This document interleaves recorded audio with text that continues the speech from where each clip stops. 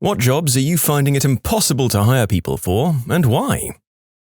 The company I work for is hemorrhaging employees. We caption phone calls for people who've lost their hearing. It requires 2 weeks of training, honestly, it should be 3, and it's a skill that doesn't come easily, but nearly everyone is capable of picking it up. We sit in cubicles and don't interact with anyone, we just listen and caption. They'll basically take anyone over 18. It was a good job when I started a few years ago. The time between calls was enough to study or browse the internet, the pay was pretty fair. Now the idle times have fallen dramatically and the pay hasn't changed one bit. Meanwhile, similar call center jobs are paying more just to read from a script. People quickly get burnt out and they quit. The department in charge of scheduling is a mess. It's mismanaged to hell and the employees are even more overworked than the captioners. Interactions with them can be shady as all heck, and they're known to go back on their word about time off and schedule changes. They did an employee morale survey just yesterday and I tore them apart. My sister worked here too for over a year and quit today after being very honest in her own survey. As a night shift employee, my pay is higher and my workload is less, so I'm still doing okay here and I actually like the job. But the day shift is a joke and they'll have to change real quick if they want to continue. As it is, they completely deserve to be struggling like this. The company I work for has been trying to fill a dispatcher position for a year and a half now, part-time, evening shift. They're not offering competitive pay and everyone is suffering for it. Trying to get someone for $1 over minimum wage for a job that should start a good $5 to $7 an hour more is painful to watch. The people we get are either incompetent or they realize really quickly what the job entails and they book it out of here. It's amazing how it never occurs to some managers to raise the compensation when they're struggling to fill a job. The economist Dean Baker writes a lot about this. Basically, he quips that a lot of managers and business owners who complain about a skills shortage are in fact suffering from a shortage of skills, namely their understanding of basic labor economics. One big problem, and I see it echoed in a lot of the other comments here, is that employers don't want to train. Companies just don't want to invest in their workers anymore. They only want to hire experienced people. They don't want to apprentice, and if they do, they don't want to pay for it. They expect colleges to do all of this for them. What I've found is that college can't fulfill this role, even though colleges sell themselves as if they can. College can only teach you basic hard and maybe some soft skills that can maybe get one's foot in the door. If employers want good employees that will stick around, employers need to be willing to train and pay employees well, even in training, and not dole out crazy or unrealistic workloads or an otherwise toxic environment. Training will make them good, specific to your industry and company, and the pay and positive work environment will help them stay. Seems like everyone here gets this very basic concept apart from the people in charge. The narrator has a feeling that we might be seeing a lot more of this sort of sentiment in the answers to come. The strip mall down the street from my work is having trouble hiring security guards who don't sell smack. I'm laughing imagining an interview. I would like to be a security guard. Great, but you can't sell substances. Oh, screw that. People to work in nursing homes in PT, OT, kitchen, nursing staff. I don't know if it's just the company that's having issues, 2 of our facilities are having staffing issues, but we're constantly understaffed and getting overworked to the point where more people are leaving because they're overworked. Management keeps saying nobody's applying, but I don't think they're offering people enough to stay or want to work here. Yep, CNA here. Caregiving jobs are one of the most underpaid professions for what we do. They're understaffed at almost every facility I've ever seen. We have a freaking demanding job. Physically, mentally, emotionally. We wipe butts, clean up all the bodily fluids you can think of, get physically and verbally attacked all the time. We run ourselves ragged on huge assignments, barely get 2 minutes to go to the bathroom sometimes, or sometimes not at all. We get close with our residents and patients, and we bathe them and hold their hands and laugh with them. We're with them when they have birthdays and when they're sick and when they die. We become their family when they have none. These should not be barely above minimum wage paying jobs, but they are. The only way to get good workers to come in and stay is to pay them what they deserve. My first job was as a server in a dining room in a nursing home, and this is exactly what happened. Turnover was so high that by the time I'd been there for 4 months, I was the experienced one. Wound up leaving because we were so understaffed and I was the only one available. I was flunking 2 classes and had to leave to save my grades. Construction manager here. The demand for construction is here, but the workers left during the recession and don't want to come back to repeat history. I'm in this boat. I worked for 12 years as a carpenter and I loved it. Work fell off in 2009. Held on as long as I could, lost my business and my house, gained 2 kids. Went back to school in 2011 to support the fam. Now I work in IT. No way I'm giving up this salary and benefits. I miss construction so badly, though. Despite what employers will say, all jobs are fillable if you pay enough money. There was a CEO a few years ago who wrote in complaining that he couldn't hire welders, and it turns out they were offering $20 an hour. That's a quarter of the going rate for welders, by the way. Keep this in mind when a CEO says, "I can't find good workers." The left-off piece is always, "at the rate I'm willing to pay." My valet company is having an incredibly hard time filling supervisor positions at locations that are slow, and you don't do anything for 12 hours. It's paid $15 per hour. Though part of the reason why it's hard is because they want these people to be educated for some reason. EMTs and paramedics. I've been in the position to hire them, and I can't get anyone, and I know exactly why. Hours. Standard week for EMS is 60 to 100 hours. Many EMTs and medics work more than 24-hour shifts sometimes. The pay is terrible. I have over a decade of experience. I have ACLs, PALs, PHTLs, ITLs, ATLs, and about a ton more Ls, and I can hardly score more than $15 an hour here. Injuries. The work is backbreaking. Lifting people that are 500 plus pounds and the 90-pound cot is a great way to get a hernia. And that 500-pound person you had to drag out of a bathroom. Psychological issues are very common on the job, and the list goes on. It's no surprise people avoid EMS like the plague. Anyone want to be a school bus driver? Good. Do you have a valid CDL? Any DUIs? Criminal record? Oh, okay, never mind. Literally anyone, please. I worked as a school bus driver in a Midwestern state. Got paid just over $100 a day, and I worked about 5 hours a day total. Sounds pretty great, but you only work 180 days per year. Production line worker. No education needed, not dangerous, can listen to music while you work 9 to 5 Mondays through Fridays. $15 an hour starting. They call them unicorns for a reason, but people with both programming and design skills. They're few and far between, but it's pretty much an instant hire if you have both. They really help to bridge the gap between dev and design teams and are almost always in demand. My hospital has a hard time finding nursing assistants. Who knew it would be hard to find people willing to wipe butts for no money? Housekeeping at my hotel. Nobody wants to clean up after the nastiest animals on the planet. Plenty of hours and reliable work to be had, but nobody wants to do it. They should be paid more, I guess. Or people could just be less disgusting.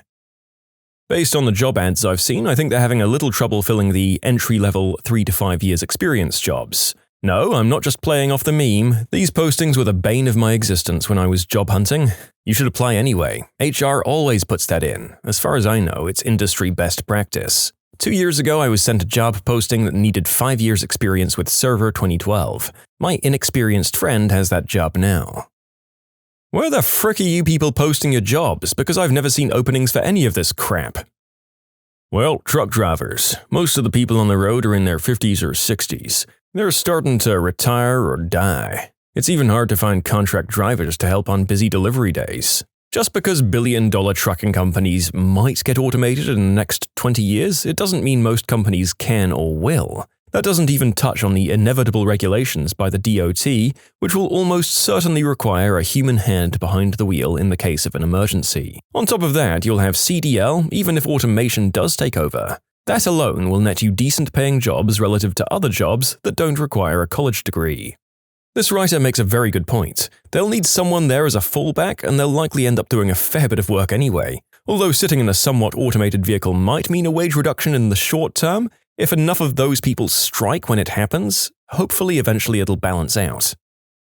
Engineers in general, but specifically structural engineers for aircraft, is always hiring somewhere. A third of the industry could retire any day now. Lead and management roles are aplenty. The job requires keen problem solving and math. Typically, employers want people with high GPAs if right out of college. This is a field where all the bullcrap math and problem solving you did in college matters, and you start to realize that you didn't even scratch the surface of analysis there. The biggest issue is that tons of people are believing the crap that they need a master's to improve job prospects, and all of my bosses pretty much agree that they'd rather 2 years of experience than a master's. Experience is everything in this field, seeing different structures, different problems, different airframes, and tons of ways to solve problems, and pretty much most of the industry has under 10 years of experience.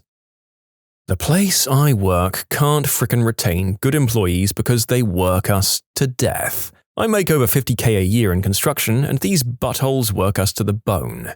They've been in the business, it's a franchise, for over 30 years, and I think they have 3 people that have been there longer than 5 years. In the 2 years that I've worked there, they've gone through damn near 10 or 12 people on my side of the job, and probably 6 people in the office. My buddy is putting in his 2 weeks' notice tomorrow. I frickin' hate it there. I've reached the point where I just don't want to do crap for this company because it's all take on their end. Anyways, construction. They train, still can't retain employees. Dog groomer. On average, they make $600 to $700 per week, but to find one is impossible, let alone one that can groom and manage to be the salon manager. You can submit your own stories to be featured here on the channel. The story submission link is in the description below, and if you want to listen to some vibey music in the background, check out easymode, also linked below, and subscribe. In New Zealand, we have a huge shortage of competent, qualified carpenters and heavy truck drivers. Funny that it's the older type of trades, it's like they've fallen out of fashion. Mate, they're all doing scaffolding in Australia at the moment. In my experience of heavy truck drivers in New Zealand, there's a high turnaround due to overwork, exhaustion, and being treated like cattle. 70-hour weeks enforced whenever you're in contract breach or no hours. Some sectors are very competitive within themselves to get on site first, to deliver the most loads, to get the best payload. This is a real issue in logging, and drivers often bounce between companies because they get so mad at one that they leave, but then they don't have anything else to fall back on. Trucker rage is not pretty. I've seen fights, logs all over roads, trucks down ravines, air rescue. Truck driving is stressful. It doesn't pay that well unless you own the truck. It means early starts, sometimes being away from family, and all this to be treated like a non-person. My source? I worked in logging logistics, trained others in logistics, and then ran a specialized division of a general freight company for transport logistics. I've noticed that restaurants have a tough time getting servers and cooks, and the food is getting bad at mid-range restaurants and customer service is horrible. And it's pretty simple why. Making food tends to be pretty nasty. The business is run on slim margins, because of rent, power, ingredients and stuff, and the only one that they can really cut costs on is labor. At least in America, the minimum wage is pretty far below the poverty line, but even high-class expensive places might only pay a few bucks over that for entry-level positions. And chefs, managers, and stuff don't tend to move around much, which means you're pretty much stuck there until someone quits. Now, unlike a monarchy, things actually get worse as you go up the food chain. Your pay goes up linearly, but your responsibility doubles or more. If any dish ever goes out wrong, it's on you. If something isn't prepped, you're going to have to do it. Now, waitstaff tend to make more than kitchen staff for less work, mostly because of how tips work in the US. However, waitstaff aren't stuck at crappy places like the cooks are. If you've waited once, you can wait anywhere, but if you don't know a kitchen's layout or rules, you're not going to accomplish much as a chef. In short, once a restaurant stops being an above-average place to work, the good waitstaff leave. The entry-level people stop joining, kitchens tend to have insane turnover, and the whole thing can pretty quickly go to crap. Programmers for industrial environments. It's incredibly hard finding PLCs and robotics programmers that want to get their hands dirty with bigger, complex industrial machinery. It seems counterintuitive, but the problem is most kids just want to do desk programming or handheld electronics, apps for phones or tablets, Windows or Mac, working on PCs or the like, drones, toys, little things. I'm not saying pure software programming isn't satisfying, but seeing machines moving that weigh 10 tons and are the size of rooms because of something you programmed is unbeatable. Teaching jobs. At my school, we've had multiple teachers quit throughout the year and could never replace them, so we just replaced the class. One of our foreign language teachers quit, so they just forced all the students to take French instead, with every class having at least 35 students. I just looked a few minutes ago and we still have more than 10 positions open for the next school year, which starts in 3 weeks. Nurses. Huge supply and demand problem here in the UK. I've also heard there's a huge shortage of teachers in the UK too. These comments were, interestingly enough, written well before the pandemic, which would see immense challenges leveled at both of these professions. As someone who's visited that country a lot, I've always said it's nothing short of miraculous how good the National Health Service is despite how awfully it's kicked about by the various governments in the last few decades. Let's pay them with more than claps.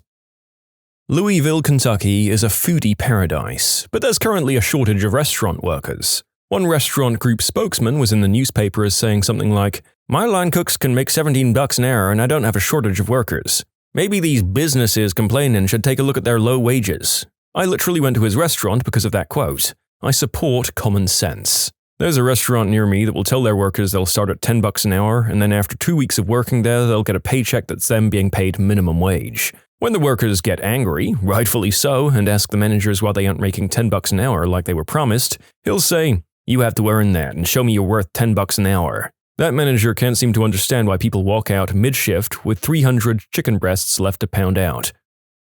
It's perfectly simple to get a job at my company. I just need someone with the wisdom of a 50-year-old, the experience of a 40-year-old, the drive of a 30-year-old, and the pay scale of a 20-year-old. Also, 25 years experience for an entry-level position that will require 17 obscure certificates, a security clearance that we won't sponsor, and a lie detector test. Thank you. My former landlady works in HR for a recruiting firm.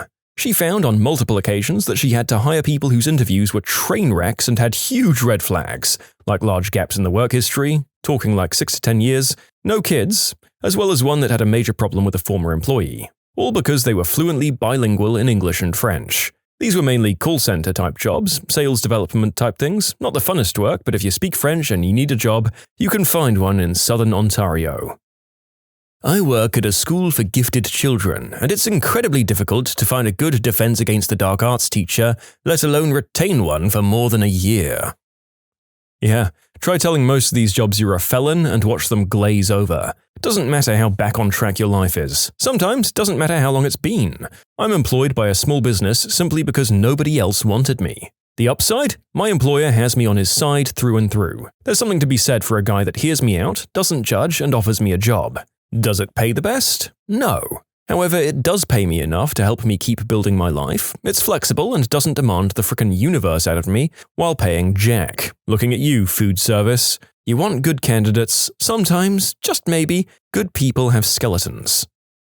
I'm not an employer, but I work in the AG industry, mostly in packing facilities as an inspector. They never have enough labor. They're always hiring no matter who you are. They don't test for substances, and it's damn near impossible to get fired unless you mess up real bad. Like getting in a physical confrontation with the supervisor bad. And even then the same people will be back next year. I worked in a vegetable cannery for 2 summers. If you don't mind monotony and being alone with your thoughts for 8 hours, it's pretty nice work with reliable hours. You meet quite a colorful group of characters doing factory work. The only person I know who got fired stole a 50-pound bucket of strawberries and was told to never come back.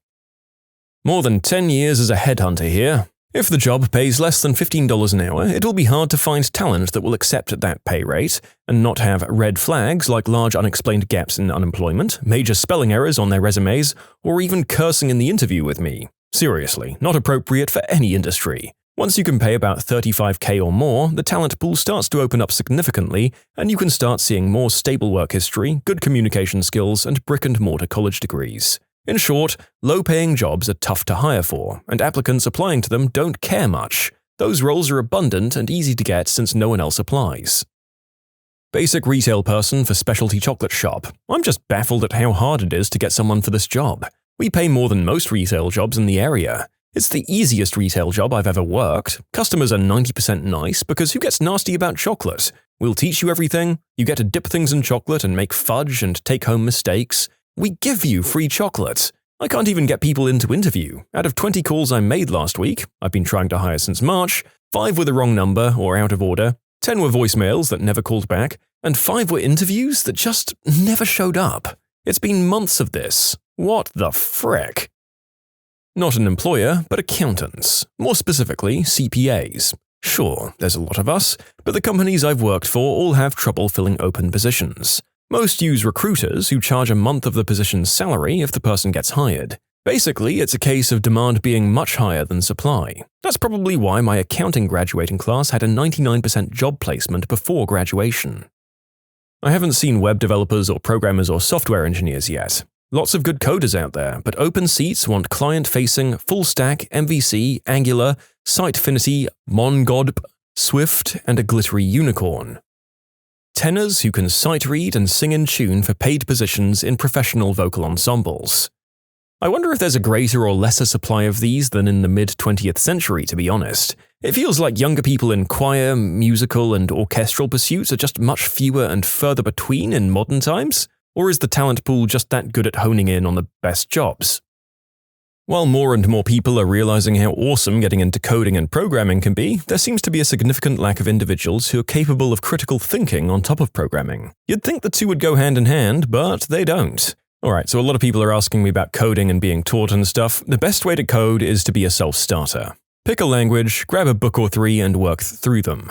As with any skill, with enough practice you can master it, and coders come from a wide variety of backgrounds. Almost every secondary part of SKEET, skill, knowledge, expertise, education, training, can come into play when you code. From having an artistic background, to theatrical arts, to physics or math. The first coding language isn't relevant. Almost every language has a syntax that's fairly similar. While there are obviously differences between the languages, that's why they're different, learning one can lead to picking up others very quickly. Study. This is not a walk in the park per se, but with dedication you can do it. There's a bunch of great online tools to get you started. Critical thinking. Thinking critically isn't just about your ability to use logic. Logic and programming flow fairly naturally together. However, thinking critically is nuanced, and every role will force you to think differently each time.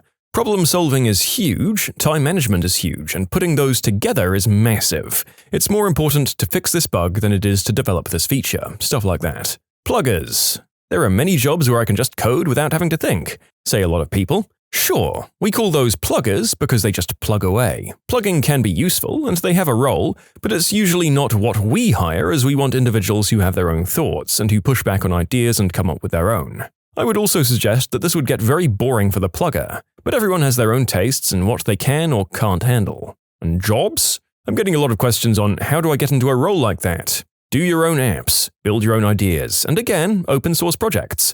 Join projects others are in that are open source, contribute and get feedback. Read books on critical thinking and common problems in software. Thinking Fast and Slow is a great example of a book I'd suggest anyone read. Men of Reddit, who have found out their child isn't actually theirs. How did you react and how are things now? When I was in the Navy, I had an on-again, off-again relationship with a girl back home. On my last deployment, my girlfriend told me via email that she was knocked up. I accepted it, emailed my parents, told the military, all that jazz. I ended up getting discharged, so I went back home and took care of my pregnant girlfriend. She had the baby, and I thought I was the father for 5 months, while she was on vacation with a girlfriend. While she was gone, I got an email from her boyfriend telling me that they had been together for the last 4 months, and also for the week in Myrtle Beach I was bankrolling. After that, I got the paternity test, found out it wasn't mine, and told her I was done and wanted no contact. Crappy part is, my parents still babysit and treat the kid like their grandkid, so she's at a lot of family functions and such. Also, the guy wasn't even the father. Forget her. I had a fiancé. We were supposed to be getting married. Then she went on a holiday by herself because she just needed to get away. She came back pregnant to an unemployed heroin user. I had a job and an apartment. She told me, "You've never done anything to prove you really loved me. Now's your chance. Accept me and the baby." No thanks.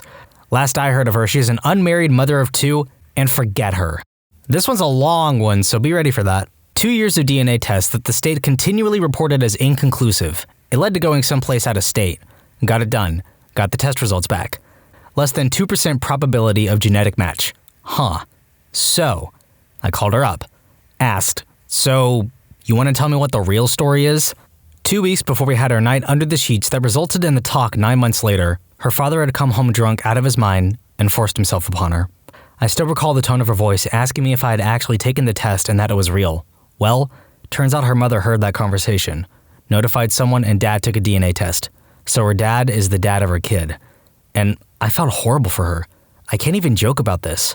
Her dad was arrested. The kid, last I heard, was doing well. It forced her to clean up her act. She'd gone in for heavy drug and alcohol use, and it drove us apart before the child did. And that was 10 or so years ago. We don't talk. Every once in a while I'll think about the kid, but I don't know. This world ain't a nice place, and with all the crap she'd gone through, I wasn't going to make it worse. So I left it alone. From what little I heard from mutual friends over the years, apparently dad came out of prison 3 years later a Bible guy. This all took place in Texas, by the way. Supposedly he was doing his best to support her and whatnot, but there was some kind of falling out and she moved out and in with one of her girlfriends up in Dallas. I can't even fathom it, to be honest. I still consider the man to be scum-sucking trash for putting his daughter through all that, and I can't exactly fault her at all for her literally wanting me to be the father. She was so hoping that it was the case because it reviled her. The sobbing on the phone when the realization hit was shattering. I remember being on the phone for hours, most of it her crying. I recall my mom after the fact telling me I should have sued her. In my mind, it was done. I had 2 years of my life interspersed with phone calls, genetic testing visits, even bounty hunters showing up at my door in place of work serving me with notices from her family to show up or else. She had to raise this kid with her crappy father the whole time being ignorant. All that time? It's awful. A lot of you asked why I left her, why she didn't get an abortion, etc. First of all, when she had originally called me and we had the talk 9 months later, I asked her what she wanted to do. Originally, she wanted to abort it. This was back in 2003-2004, so access to clinics was readily available. I asked if that's what she really wanted. She insisted, and I had sent her a money order to help pay for it. She never got the abortion. I originally got a story. She went in, took the pill they gave her, and it made her so sick she left. I was 22 to 23 and didn't really know anything about how they do abortions. What we learned in high school involved either the scrape or the vacuum cleaner methods, so I took her word for it. Sometime later, she went to the courts, at her family's insistence, and wanted me to provide child support, and that's when I had the choice to either pay for it or get the testing. Talking it out with my parents, because if I knew what I was doing, I decided on getting the test done. If I was going to pay for it, best to make sure I was the one who should have been responsible. At this point in our relationship, it had been about a year since that night we got down and dirty, and broke up about 3 to 4 months after that night. I had moved back home with my parents. The job I had in Houston went out of business, I was out of money and had no other options. We broke up due to her frequent alcohol and drug usage. I never understood the need for anyone to get completely wasted on alcohol. 1 to 2 drinks? Fine. Smoke some dope? That's fine. Cocaine? What the heck? No. So I ended it. And this was all before I'd even learned she was pregnant.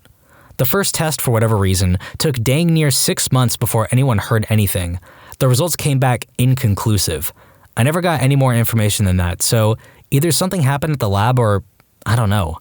I wound up getting referred to a place about an hour away from my parents and went there to get it all done.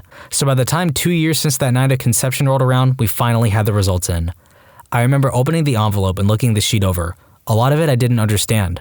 I did see less than 2% chance of genetic match. I called the number at the top of the form and spoke to a woman, provided the info, and she took me through it. There was absolutely no way I could be the father. Now, I'll admit, I was elated at first. I thanked the woman, hung up, and looked at my cell. I had to call her. And reality set in. I called her. After all the crying and admissions, I asked what really happened the day she claimed she went in for the abortion. On her way to the clinic, she said something inside her clicked, and she wanted to keep it. The roughly $600 I had sent, she used it for clothes and stuff for the baby. I asked why she couldn't have just been honest from the start, and the results of the test were why. Some of you asked why I didn't become the child's father, because I wasn't ready for it at that point in my life. 23 years old, no job, no prospects, thousands of miles gone, and I never got along with her family. It wouldn't have been good for either of us. In the end, we agreed not to be angry with one another. She was mad at her father though. I don't know if that ever went away, though I highly doubt it did. Also, I wasn't ripping on Texas. I actually really like Texas. The people are friendly. I simply wanted to provide some geolocation to what happened is all. I spent 2 years living in Houston working for a local IT firm. Met a lot of great people, had some amazing barbecue. Seriously, it's like you can't go 2 blocks without hitting a barbecue joint that doesn't rock. And met some folks who were religious but not Bible-thumping nuts. As far as sex criminals go, only ever met the one, and you're reading about it. So that's it. Let's go with something a little bit lighter this time around, shall we? I have a mixed-race child. Originally was told it was mine until she actually gave birth. Since she was mixed, she came out pretty light-skinned. Very light-skinned, actually. But as she got older, her skin got darker and darker. Let the mother stick around for about 1 year to 2 years. She wasn't from where we were living and didn't have anywhere else to go. Didn't want to kick baby out into the streets. Finally, I had enough of her and kicked her out. But I ended up getting attached to the little girl. Fast forward 2 years and I'm single, lonely, depressed, and missing the little girl. I've had no contact with them. Through the grapevine, I hear my little girl's real dad has nothing to do with her. No contact, no father. From the story I get, the real dad was married and refused her. I set up a meeting with my little girl after 2 years to get a feeling on the situation, and it was like those 2 years never happened. She ran up to me like she just saw me yesterday. I talked to the mother and I said that I'll take care of her. We never went to court. No child support has ever been filed.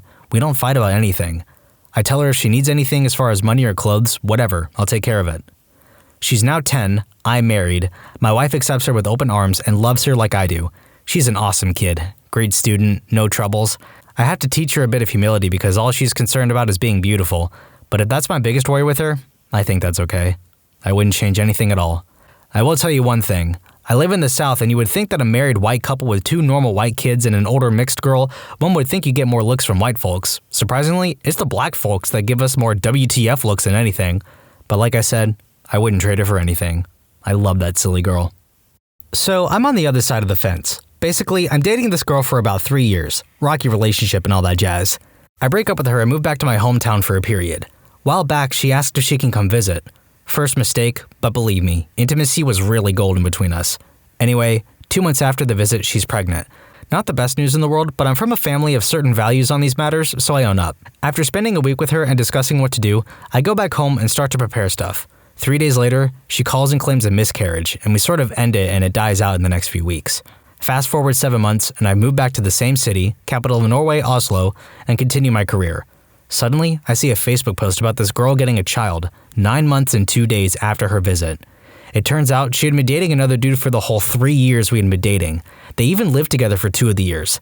She kind of just decided that she felt better with him as the dad. So basically, she convinced him he was the dad. So he announced to the whole world and was just about to go on fatherly leave when I found out. I quietly asked her for a paternity test, and to no surprise, it stated with 99.99% certainty that I'm the father. Crap's unraveling, he's not happy, obviously, and has to tell the world that nope, just kidding, I'm not a dad. Anyway, 4 years later, it's all good, and we have 50% shared custody, but dang, it was a few funky months in the start. After some questions and stuff, yes, I did spend time at her apartment. She had me over every time the other guy was away and such. She also fake moved into my apartment for 6 months. Not a man, never been in this situation, but I am the child of one of these situations, so I thought I'd chime in. TLDR, Mom stayed with her husband at first, and he is legally my father. But my dad decided he wanted to stay in the picture, so my mom eventually married him, and I have 2 dads. My mom got married when she was 17 and had 3 sons with her first husband. I'm gonna call him Ben. They were together for a long time, I think about 18 years total. Somewhere along the way, she realized she was caught in a loveless marriage, but couldn't really do anything about it. My dad, who I'll call Dave, moved in across the street, and the 2 of them started spending time together, and she started an affair with him. They weren't careful enough, and next thing you know, my mom is pregnant with me. She knew from the get-go I wasn't Ben's, and he kind of had an idea too because they weren't intimate that often and the math didn't work out. But I think he went along with it just because he didn't want to think about what she was doing behind his back. My dad initially didn't want to have anything to do with me, so when I was born, they put down her husband's name on my birth certificate as the father and called it a day. Paternity tests were done though, and my mom confirmed what she already knew. Sorry, around here my details get a little fuzzy because my mom still hasn't given me a full and complete story. Dave still definitely didn't want to stick with my mom and I, and it was just agreed that Ben would raise me as his, and they would forget it happened. He was and is a great guy, and an awesome dad. Now the way I've heard it is Dave, despite his convictions, couldn't stay away because he loved my mom so much, and once he laid eyes on me, he was head over heels. Some of my earliest memories are going to visit him in his apartment. At some point between the time I was 2 and the time I was 3, my mom and Ben divorced. I don't remember it and was kept largely out of it, but I understand it was very messy. Because I was legally Ben's daughter, I got the same visitations as my other brothers who were still under 18. My mom and Dave married when I was 4, and Dave was never happy about these visits, but I was because I loved Ben so much. Ben was always daddy, Dave was dad. It was understood, and I never confused the two or made reference to one being my parent in front of the other. Even as a 4- and 5-year-old, I knew the sensitive nature of the situation. It was never confusing either, because they really are 2 very different people who I think provided me with a great balance of paternal figures in my life. Like I said, Ben was always daddy, sweet, endearing, with the heart of gold who just wanted his little girl to be happy and would spoil her rotten to see her smile and make stupid jokes to get a giggle out of her. Dave was dad, still kind and loved me to death, but more of the disciplinarian who I knew not to mess with. My mom's not married to either of them now, another long-winded story entirely, but I consider both of them to be my father, and I consider both of them to have done the best job they could have, and I think I turned out alright. My boyfriend's daughter is not his. He broke his hand on a door when he found out, but he never once denied her. He is on her birth certificate, has his last name, the whole 9 yards. She is his baby girl and he is her daddy. End of story. His ex-wife still likes to hold it above his head though. If you don't do XYZ, I'm getting a DNA test on baby and you'll never see her again. Burns me up. Throwaway account for reasons. I was 16 and in high school when I was dating this girl who was my first love. We will call her Kay. Kay and I were intimate roughly 3 months before homecoming. We had only been dating for a few weeks prior to that. Being a hormonal teenager was a nice mix with a girl that was willing to put out. Things go by as they usually do. We still see each other and screw like rabbits. However, Kay was also hanging out with this other guy named Derek every time she wasn't around me. My best friend Matt starts telling me that he's seeing them hold hands and making up at the art room, etc. Sure as heck, I catch them in the middle of a hot and heavy session, but being the dumb kid that I was, I forgave her. A few days later, she tells me she hasn't had her period in the last 2 months. Eventually, we try to keep things on the down low until the day of homecoming, and by the time we're taking pictures, with my whole family around, of course, she announces that she's pregnant. So begins a spiral of madness for the next 7 months. After one last night of fun at our homecoming dance, we start discussing what we need to do in order to prepare for the baby. I start applying for jobs, pretty much taking in the fact that my life is in order. No more fun for me now. We make preparations to get an apartment to provide for the kid. My folks are angry at me, not talking to me until they had to. The rumors around the school are crazy. What makes it worse is that most of them were accusing me of forcing myself onto Kay. Even my friends believed it. The rumor went out that I had forced myself on her with no protection and had my way with her. It got so out of hand that counselors would call me in daily to make sure that I was of sound mind. Being accused for being a sex criminal was insane for being 16, and I wouldn't ever wish that on anyone. It all blew up when I caught Kay sexting my best friend, Matt. That's when I started thinking that something was up. I know, I was a freaking idiot. About 2 weeks after, she breaks up with me and starts dating Matt. She starts calling me and texting me, calling me a sex criminal and a piece of crap lowlife. Even though she said these things, she still loved me and wanted to support our kid. I really start having a mental breakdown, knowing that I can't trust anyone. Heck, even thought about eating a bullet just to end it all. I had no one. My folks moved me to a different school to hope that I could start fresh, but despite this, the torment goes on until her delivery date. My whole family is there in the hospital and my stomach is in knots. I can't breathe. This was the night that my adult life would begin. Hours pass and she finally goes through her contractions and the baby is born. The baby comes out to be black. I wish I was joking, and I know how insane this all sounds. The worst part is that my best friend Matt was black. The sheer horror on Kay's face is something that I will never forget and something that I will never forgive. Immediately, I go for a DNA test, and a few weeks later, it comes back that it's not mine. My friend Matt was screwing my girlfriend behind my back the entire time. My whole high school and teenage years were ruined because these people couldn't tell the truth. Back in college, I was seeing a girl for a while. Kinda serious, more so for her than me apparently. She winds up pregnant. I was young, didn't really know what to do, but knew if it was mine, I would do the right thing and be the father. Major caveat, I have a physical condition that makes it highly unlikely that I can actually get anyone knocked up, and she knew this. Long story and possible identifying info, so I'm leaving the details out. Anyway, she swears up and down through the whole pregnancy that it could only be mine, so I went along with it. I was out of town the weekend the kiddo was born. She apparently tried to reach me, but this was long before cell phones, and I had gone home to a different city with a college friend to party, and in all likelihood avoided home during that time frame, since I was reasonably sure it wasn't mine. Kiddo was born, I went to see them a few times over the next few weeks, and then shortly after that, they get called by my folks that she had stopped by their house and introduced it to them as their new grandson. They were ecstatic and happy for me, and all the fun stuff they anticipated about being new grandparents. I had to basically put the brakes on real hard at that point and tell them I was pretty sure that it was not my kid. I pretty much knew after I saw it. One look at it, and there was just no connection at all. It was a baby, but I saw nothing there that I recognized as mine in any way, shape, or form. Due to the fact that she was already on the dole, the state mandated a paternity test. I figured I just might as well get it over with and showed up for the appointment when they told me to. Once the results came back, there was a less than 1% chance it was mine. I turned around, never looked back.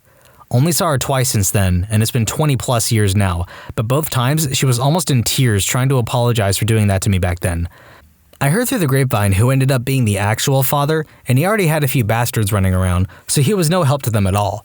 Not only that, but his poor health and drug issues put him in an early grave, so that poor kid had no father figure growing up. Thankfully, I kept a level head through the whole ordeal, and even got a letter of commendation from the county prosecutor's office saying that they wished even half the potential fathers were half as cooperative as I had been. TLDR, if you're gonna try and pin a kid on someone, make sure it's theirs if there's going to be a mandatory DNA test. Didn't make it that far, but had a little fling with a girl who I was honest and up in front with. It was a fling, and it wasn't gonna be serious. She agreed to it. So one time we were getting it on. Protection broke. I told her and she didn't seem to worry. Mind you, this was way before climax when I noticed. Also, I made sure there was no pre-emission. I had that when I put the new one on. Made sure that everything was good afterwards. Fast forward a couple weeks and she messages me saying she's preggo. I admit my heart jumped a little, but I called her calm as a British bloke drinking tea. She was so surprised that she asked why I wasn't freaking out and getting angry or panicking. Truth is, I knew that the likelihood of her being pregnant was very slim, and either way, I would man up no matter what. I asked her all the details. Was I the only one? Have you been drinking since the last time? And all that good stuff. I told her I wasn't ready for that, but the ultimate decision was hers to make. She started saying how she would never do such a thing, and I still stayed calm, told her we would talk in the morning. I was just meeting up with my boys to go party.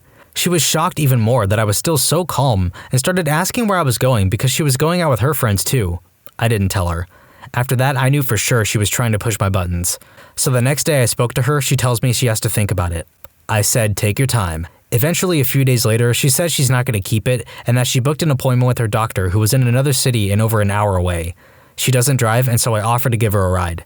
She declined and said a friend would give her one. She said all she could to convince me that I don't need to go with her, so I backed off.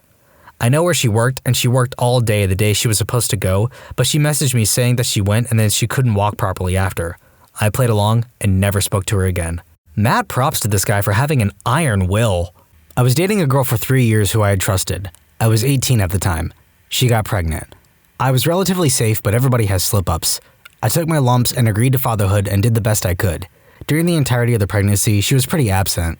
She wouldn't talk to me much, sometimes for months at a time. I thought this was odd. It frustrated me beyond belief. Anyway, so later on a friend of hers started to work with me. He started to hook up with one of my coworkers. She told me he knew my GF and I was thinking, oh cool, interesting. Then she told me he banged my GF within the last year. I was mad. I called her up and talked with her. Apparently they did screw, when we were on some break. This was entirely made up. The timing didn't match up with the pregnancy though, so I continued on my way to fatherhood with this soon-to-be mother that was all over the place. Eventually, she gave birth to a little girl. I wasn't there at the birth because I wasn't told it was happening. A couple of months down the road of trying to contact her, she let me see my girl. It was great. We started talking again and acting like parents. Well, just to make sure that this new baby girl was mine, I went ahead and had a paternity test. She was a 1% match, and therefore was not my daughter. I was appalled. I went to her place and asked her what this was about. She swore up and down it had to be mine. DNA is DNA. She wasn't my little girl after all. I left her, on her knees crying for me to come back to her apartment. I got a text later that day. She told me she remembered. She got blackout drunk and screwed this guy at a party. She claimed he basically forced himself upon her. I don't believe this at all. So I went through 9 months of a pregnancy and 3 months of actual fatherhood before I found out. Now I don't talk to her at all. I hear rumors occasionally about her, but I am so glad she is no longer in my life. TLDR, screw that woman. What's the most, what the F moment with your siblings?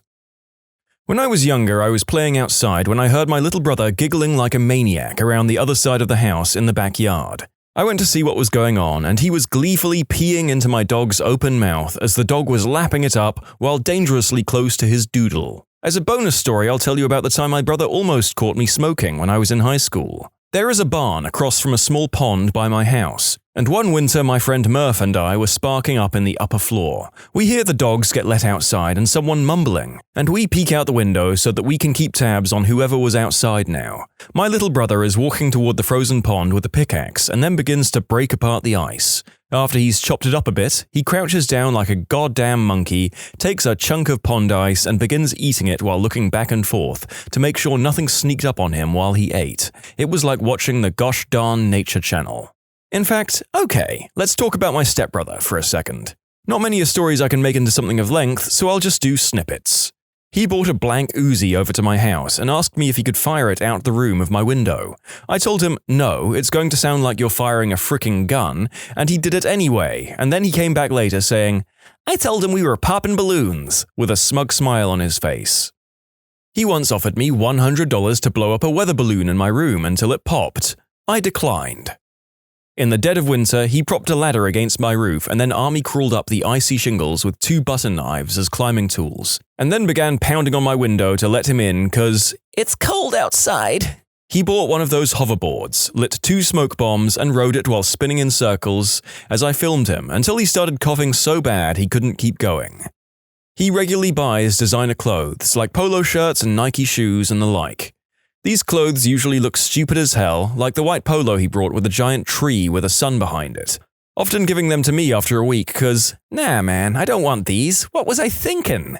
One time he asked me to drive him to Plato's Closet to sell off 2 duffel bags full of stuff like this. I'll never forget his gangster swagger walking back to my car and him proudly announcing, man, I got $20. He once was trying to convince me to help him put a trampoline on the roof so he could use it to jump off said roof into the pond nearby. Took a lot of convincing to explain that he wouldn't make a jump that far. Afterwards, he wanted to have the trampoline on the ground instead. Then I had to explain how the best case scenario he simply misses and hurts himself, but more likely he'd go right through it and break his legs. The roof is on the second story of the house, on that side of the yard. I think a few of us can sympathize with having a younger sibling that we were about 50% sure would grow up to become some sort of mass murderer or in an asylum later in life. This is just a particularly striking example. My sister used to sleepwalk into my room and just stare at me with a soulless murder glare. It was scary. This one time I was asleep and my little bro walked in and just got into bed with me. I was like, "Bro, what are you doing? This isn't your bed." To which he responds, "I think I know what I'm doing," and fell asleep instantly. I said, "F it," and went to sleep in his bed.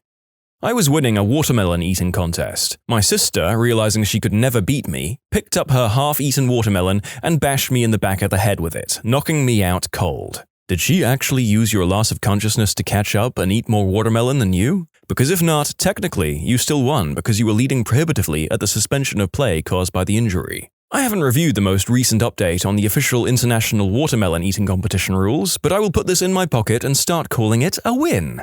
I've shared this before, but it seems applicable here. One time I walked past the bathroom to get to my room. My brother had left the door open and was standing on the toilet seat, waiting for me to pass. As he sees me, he exclaims, "This is how a man takes a dump," makes a loud noise, and drops a thick log right in front of my eyes. I had just finished riding my bike home from a friend's place to see my mum pull into the driveway. Out of the other side of the car, my sister's head popped out. She had been off to college and I didn't expect to see her. My first thought, which I openly said because I was a little crap, was, "Why's sis home? She get knocked up in college?" Out steps my very pregnant sister. It was a rare double what the frick moment, as I was surprised to see her that fricking pregnant, and both my sister and mum were shocked at my accurate joke guess. And inappropriate guess, to be fair. Sort of similar thing happened to me. I texted my cousin on her 20th birthday, "Congratulations, you avoided teenage pregnancy." Turns out she had just found out she had gotten knocked up and hadn't told anybody yet. Studies have shown that incidents of teenage pregnancy drop off significantly after age 20. My brother, directly after the funeral, stole our uncle's war medals from his bedroom. His wife found out, told me and my mother, and then my mother made me sneak them back in. I like that this is as much of a mother story as it is a sibling story. Good stealthy evasion of the family shame, Mum. My girlfriend's brother called. They never talk, it's a distant and strained relationship, and she looks at me like, "Why the F is he calling?" I joked, "He's calling to tell you he's getting married." She tells me to shut up. A few minutes later, she comes back, "He's getting married." I joked again, "I guess he knocked this girl up." She says no. A few days later, the pregnancy announcement is up on Facebook. Sometimes jokes hit too close to home. Now we've got to sit through an awkward wedding pretending everybody else is happy about this. They're not. To clarify, the couple to be married is happy about it, or so he insists. Nobody else is happy, though. Everybody feels like this is a huge mistake, especially considering this girl has gone out of her way to meet his mother once, living in the same town, and they both live with their parents still, and have known each other less than a year, and been dating less than that. Maybe we're all just cynical buttholes, and these two have the key to… Who am I kidding? I give it 6 years. I was out on a car ride with my dad and we arrived back at the house at like 3 a.m. My front door opens straight into my kitchen and I throw open the door expecting an empty kitchen only to see my brother butt naked standing in front of the sink. I screamed, "Why the F are you naked?" He scrambled back to the shower. Apparently he was mid-shower, his back hurt, so he went to the kitchen to start heating water for a hot water bottle for his back, and just stopped to have a snack or something while waiting for the water to boil, all while leaving the shower running. My dad still laughs about it. And yes, 3 a.m. My family keep odd hours, especially back when we were at school and it was summer break. My sister logged into my RuneScape account and finished the Dragon Slayer quest that 10-year-old me with limited playtime had spent months to gear up for. I was devastated. I was sitting in front of the television one day when my sister walked up behind me. She threw a little bouncy ball at me, but it bounced off my head, hit the television, bounced back off my head, and back at her. She was so surprised that it was such a perfect shot that she decided to try again to repeat it. I was so happy that my sister was playing with me that I sit there as she throws this ball at my head, trying to repeat the shot for like half an hour. Once I was taking a leak and my brother barges in, starts peeing and yells, "2 players!" My family decided to spend Christmas in Mexico at an all-inclusive resort after I had moved across the country for work. My siblings and I were sharing a room. One night, my brother gets in late from drinking. I wake up and see him standing over my luggage. I say, "What the frick are you doing?" He says, "Taking a frickin' leak." He was. I was furious. He never really did apologize. My sister cut my hangy-down thingy that connects my upper lip with my gums with a pair of scissors while I was asleep. The internet tells me this is called a frenulum. We were not the best of friends growing up. One comment reads, "Ah!" I knew I'd find a logical response here somewhere. Watching TV with my older sister. She gets up, walks over to the house phone, and picks it up. "Hello?" she said. "Yes, he is. One moment." She covers the microphone. "It's for you, insert name here." Crazy. I didn't hear it ring, I think to myself. I walk to the phone. My sister begins savagely beating me with the corded phone. For no reason. She concocted a ruse just to beat me with the phone. Interesting. Is she single? When I was 16, I went with my family to visit my grandfather at the old folks' home. Well, I ended up striking up a conversation with another guy there who had an Irish accent. After a few minutes, my then 7-year-old brother asks this guy, "Why are you talking Mexican?" He just laughed, but I was so embarrassed that I didn't know how to react.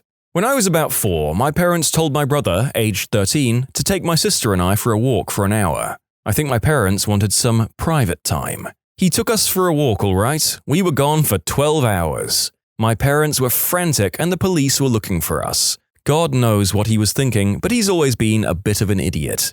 My sister discovered her inner thinking voice when she was about 4. She came downstairs into the kitchen, totally distraught, and said, "Who is talking to me all the time? Everywhere I go, someone talks to me about the things I do, but I can't see anybody."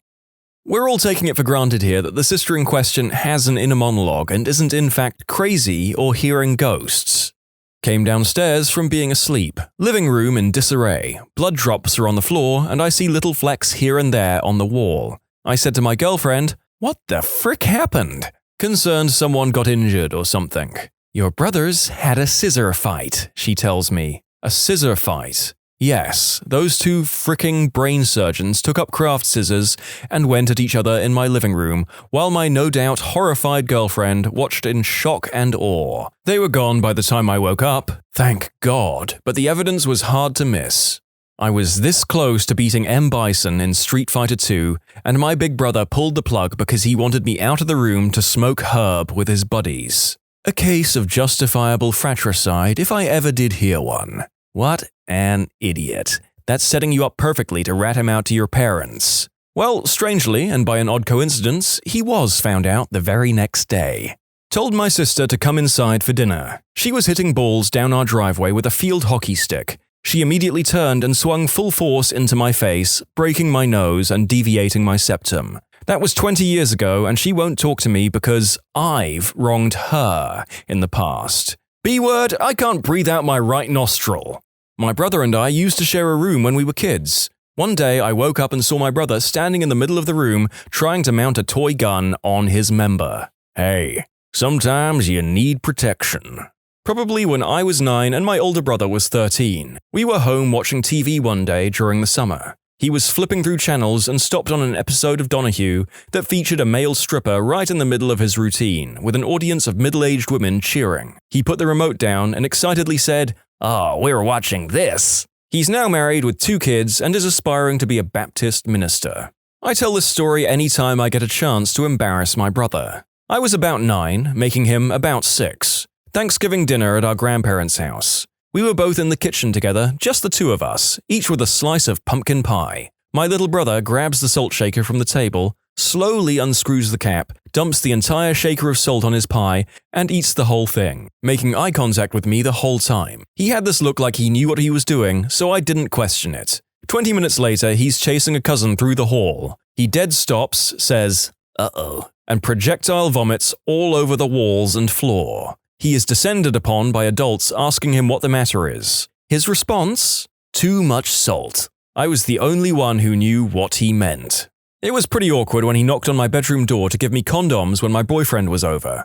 but also very nice of him to be worried about me like that. The "what the F" moment comes from his girlfriend later that day, sharing with me, "I know you probably don't want to know this, but your brother's eggplant is huge." I super did not want to know that. F you, Shannon. My poor brother shares your pain. He had a party at our place when I was 18, and me and my then boyfriend were there, and then boyfriend gets really drunk, walks up to my brother and says, "Hey, I'm probably gonna sleep with your sister tonight." Spoiler, he then went upstairs and passed out in bed, alone. My brother still makes fun of me and cringes at that to this day. When I was young, about 13, my family was leaving my grandparents' house after a weekend visit. It was a long drive home, about 4 hours. I had to pee really bad and my parents hated stopping. So I discreetly grabbed my empty Mountain Dew bottle and emptied my bladder into it. It wasn't hard to hide being in the back seat of an SUV. Well, I put it under the seat after I was finished, and when I got home, I totally forgot about it.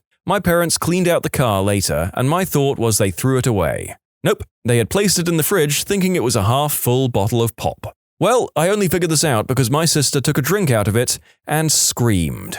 She said it must have been old and been in there forever because it tasted horrible. I was horrified, but I took it from her, fake smelled it, and threw it away, saying, "Yeah, that's disgusting." I have never told her, or anyone for that matter, what really happened.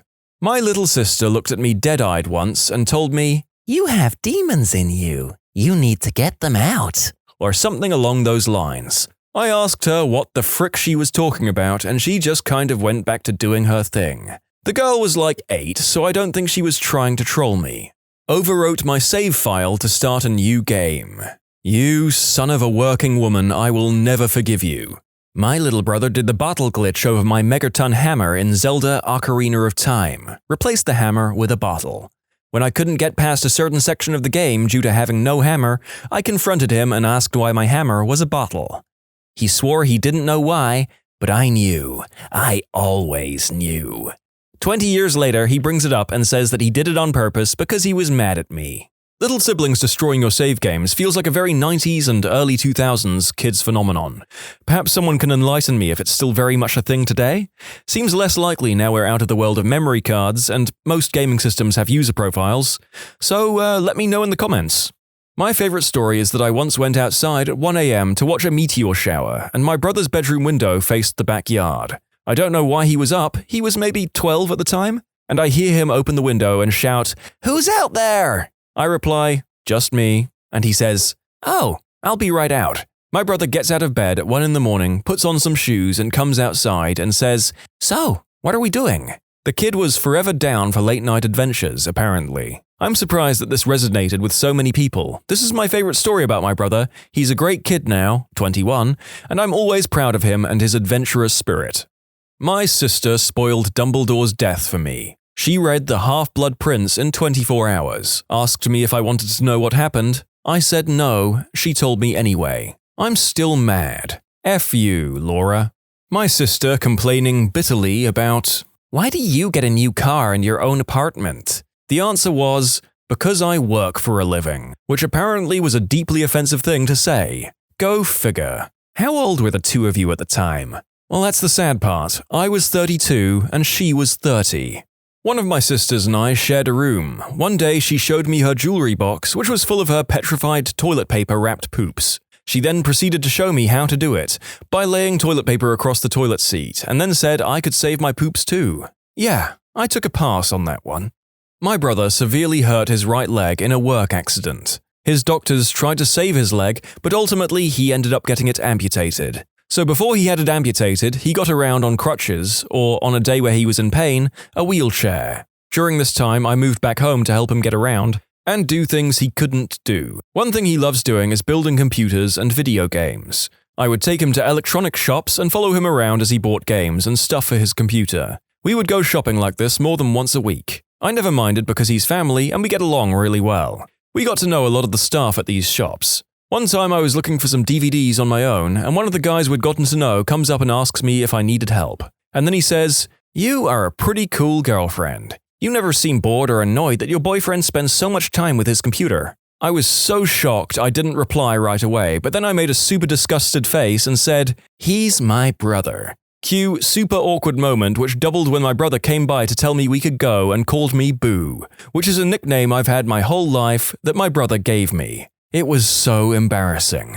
My mum was recently divorced and had a friend with a daughter my age. Let's call him Mark. The daughter and I were both 14 and got a lot of time together, so obviously there was some mutual experimenting. Well, it got really weird about 2 years later when my mum and Mark announced they were getting married and I was going to have a new stepsister.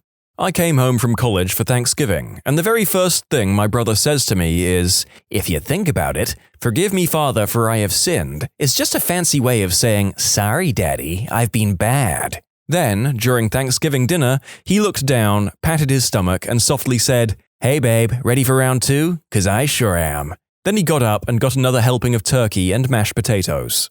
Not the most WTF, but one we still like to joke about. My grandmother generally sends us all cards at Christmas, but a few years ago we all got our cards in the mail and things didn't quite match up. My oldest sister and I got the usual cards with the sweet, heartfelt messages from our grandma. We still call her the $100 grandchild when we're headed to family gatherings. So, are we all agreed that the sister took the money from the other cards to up her amount? Siblings are devious, and all it takes is a bit of steam to get inside the envelope. My brother came home after his first week of college, snuck in the house while we were sleeping, unpacked and went to bed and woke up in the morning acting like he had never gone away to college. Refused to talk about it and acted like we were all crazy when we did. He was 10 years older than me, so I was only 8 at the time, but I remember my parents being very worried. He still won't admit or acknowledge that he ever went to college. Used to keep my green herb up in one of my ceiling tiles when I was a teen. Sister finds it, invites 15 friends over, and they cumulatively smoke an ounce of my stash. Get home to find my box with about a bowl left, and then I'm the one who gets in trouble for having Mary J in the house. How do cops tell the guilty people apart from the ones who are just nervous? I knew a police helicopter pilot, and I asked a similar question when searching for suspects. He said that the bad guys were the ones not looking up at the helicopter. Innocent people point, look, and stare. I thought it was funny, but true to a point. I was taking the bins out one dark night and there was a police helicopter nearby. All of a sudden, they lit me up with the spotlight. I was like a deer in the headlights, and after a second or two, slowly waved at them, and then after a few more seconds, the spotlight moved on elsewhere. It was so awkward, they must have been peeing themselves laughing. Pulled over for being lost in the wrong neighborhood. Was relieved as I didn't have GPS at the time and was horribly lost. I'd been hoping that the cop who'd been tailing me for the last mile would pull me over to get directions. They wanted to know why a white boy like me was in a neighborhood like this. I explained that I'm lost. Doesn't believe me. Says I'm here for substances. My whole attitude changed because I was suddenly nervous. Why would he think that? And realizing that this could go badly. He says only guilty people act nervous. He ends up calling a K9 unit to search my car. The other cop is really cool. We chat and he apologized for the first cop being a jerk. After search, he gives me directions on how to get to my destination. Good cop, bad cop is real. I got pulled over for speeding on Canada Day, on my way up to Ottawa from Toronto. Did the usual routine of pulling over somewhere safe, taking the registration out and putting both hands on the wheel at 10 and 2. The cop approaches and I ask if it's okay for me to reach over and turn down the music, which I forgot to do. He starts laughing and says okay. He tells me to put my hands down since I'm making him nervous. I'm like, you're making me nervous. Back in Toronto, I don't take chances, and the cops are usually appreciative. But they've never told me to relax. It's best to err on the side of caution with Toronto police. But out of the city, cops are usually pretty laid back. We had a good old Canadian laugh, wished each other a happy Canada Day, and then he gave me a ticket for 115 in a 100. The funny thing is, I'm an off-duty cop, and around a uniformed officer I don't know, different department or area, I get nervous. Hell, my heart sometimes skips a beat when I see one of our own cars driving down the road, even though it might be the exact same vehicle I was assigned to just a few hours ago. My point is, I think pretty much everyone gets nervous around cops. Most people will avoid you and not make eye contact. But what really stands out for me are the adults that will periodically look at you, or you feel them staring at you like they're trying to ID your face. I've had to arrest a lot of people over the years, and many of them are back out on the streets. Perhaps as a cop, he's aware of how poorly things can go. I don't think literally everyone gets nervous around cops. The narrator has never had that healthy fear. Maybe one day when I'm wrongfully victimized, that will change. UK police officer here. There's no single factor, but there's a few things I'd look out for. Police aware is an expression we use. Like the last guy said, most people feel guilty and try to act normal around the police, which normally means pretending we're not there. You can begin to concentrate on eating that sandwich to an almost comic extent while sneaking the odd look to see what the copper's doing. Then you have the people who stop what they're doing and watch you intensely to see if you're coming for them. These are the people who are police aware. Of course, sometimes they're just tourists hoping to take a sneaky photo of a British copper. Mostly it's people whose appearance or manner doesn't fit in. For example, if you go to a busy taxi rank at a rush hour and then just casually mooch about rather than queuing or leaving, then that's an odd thing to do. If you walk into an expensive shop wearing tatty clothes and with ingrained dirt on your hands, then that's an odd thing to do. If you walk into a bar, order a drink, then leave it on the counter, then that's odd as well. And probably means you're either passing counterfeit money or pickpocketing. None of these things is illegal, but they're all things that are not entirely normal and would attract the eyes of an observant police officer. Don't misinterpret these examples as looking scruffy. That's not what I mean at all. It's about not fitting in because of your context, not just a sudden bout of, "I'm normal," from someone who clearly has a reason to be where they are. Visible signs of substance use. Sometimes in the UK you'll hear the term smack diet, but the same would be true for crystal in the US. You can spot addicts from a mile away because they have the same look and behaviors.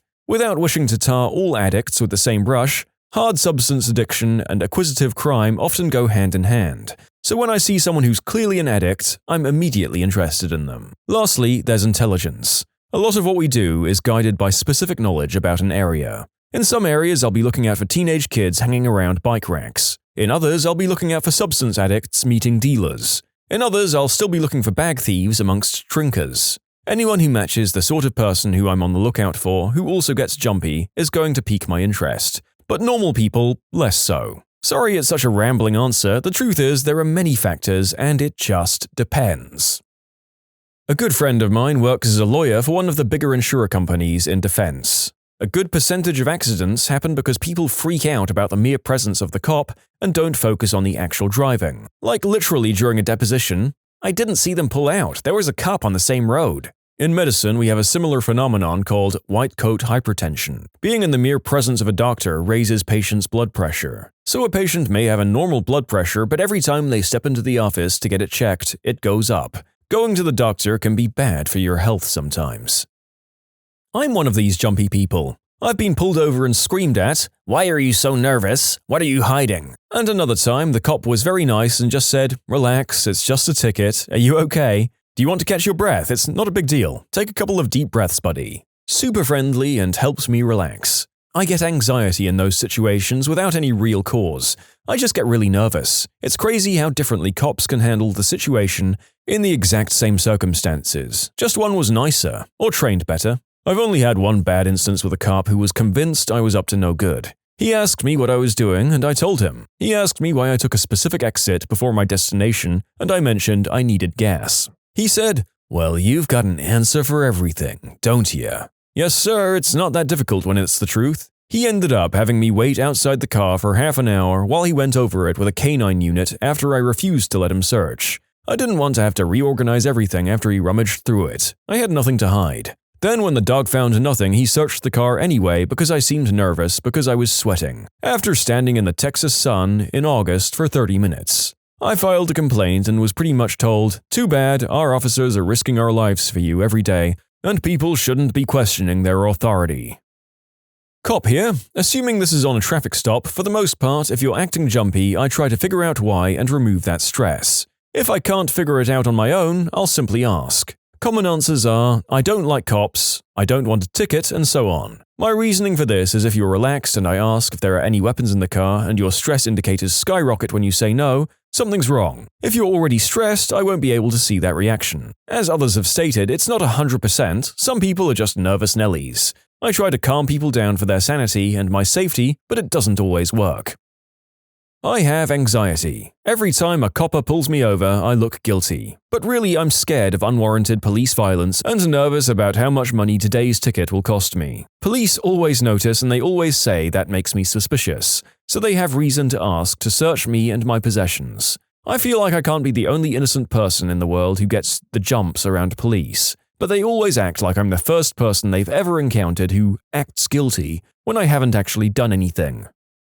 Every time I get pulled over, as soon as my tag is run through the system, the police get on their bullhorn and tell me to get out and lay on the ground. Not because I'm black, because I'm a 2-time convicted felon, been crime-free for 6 years. But I always find it amusing, and after all the foolishness, I always have a laugh with them. Duval, Florida, by the way.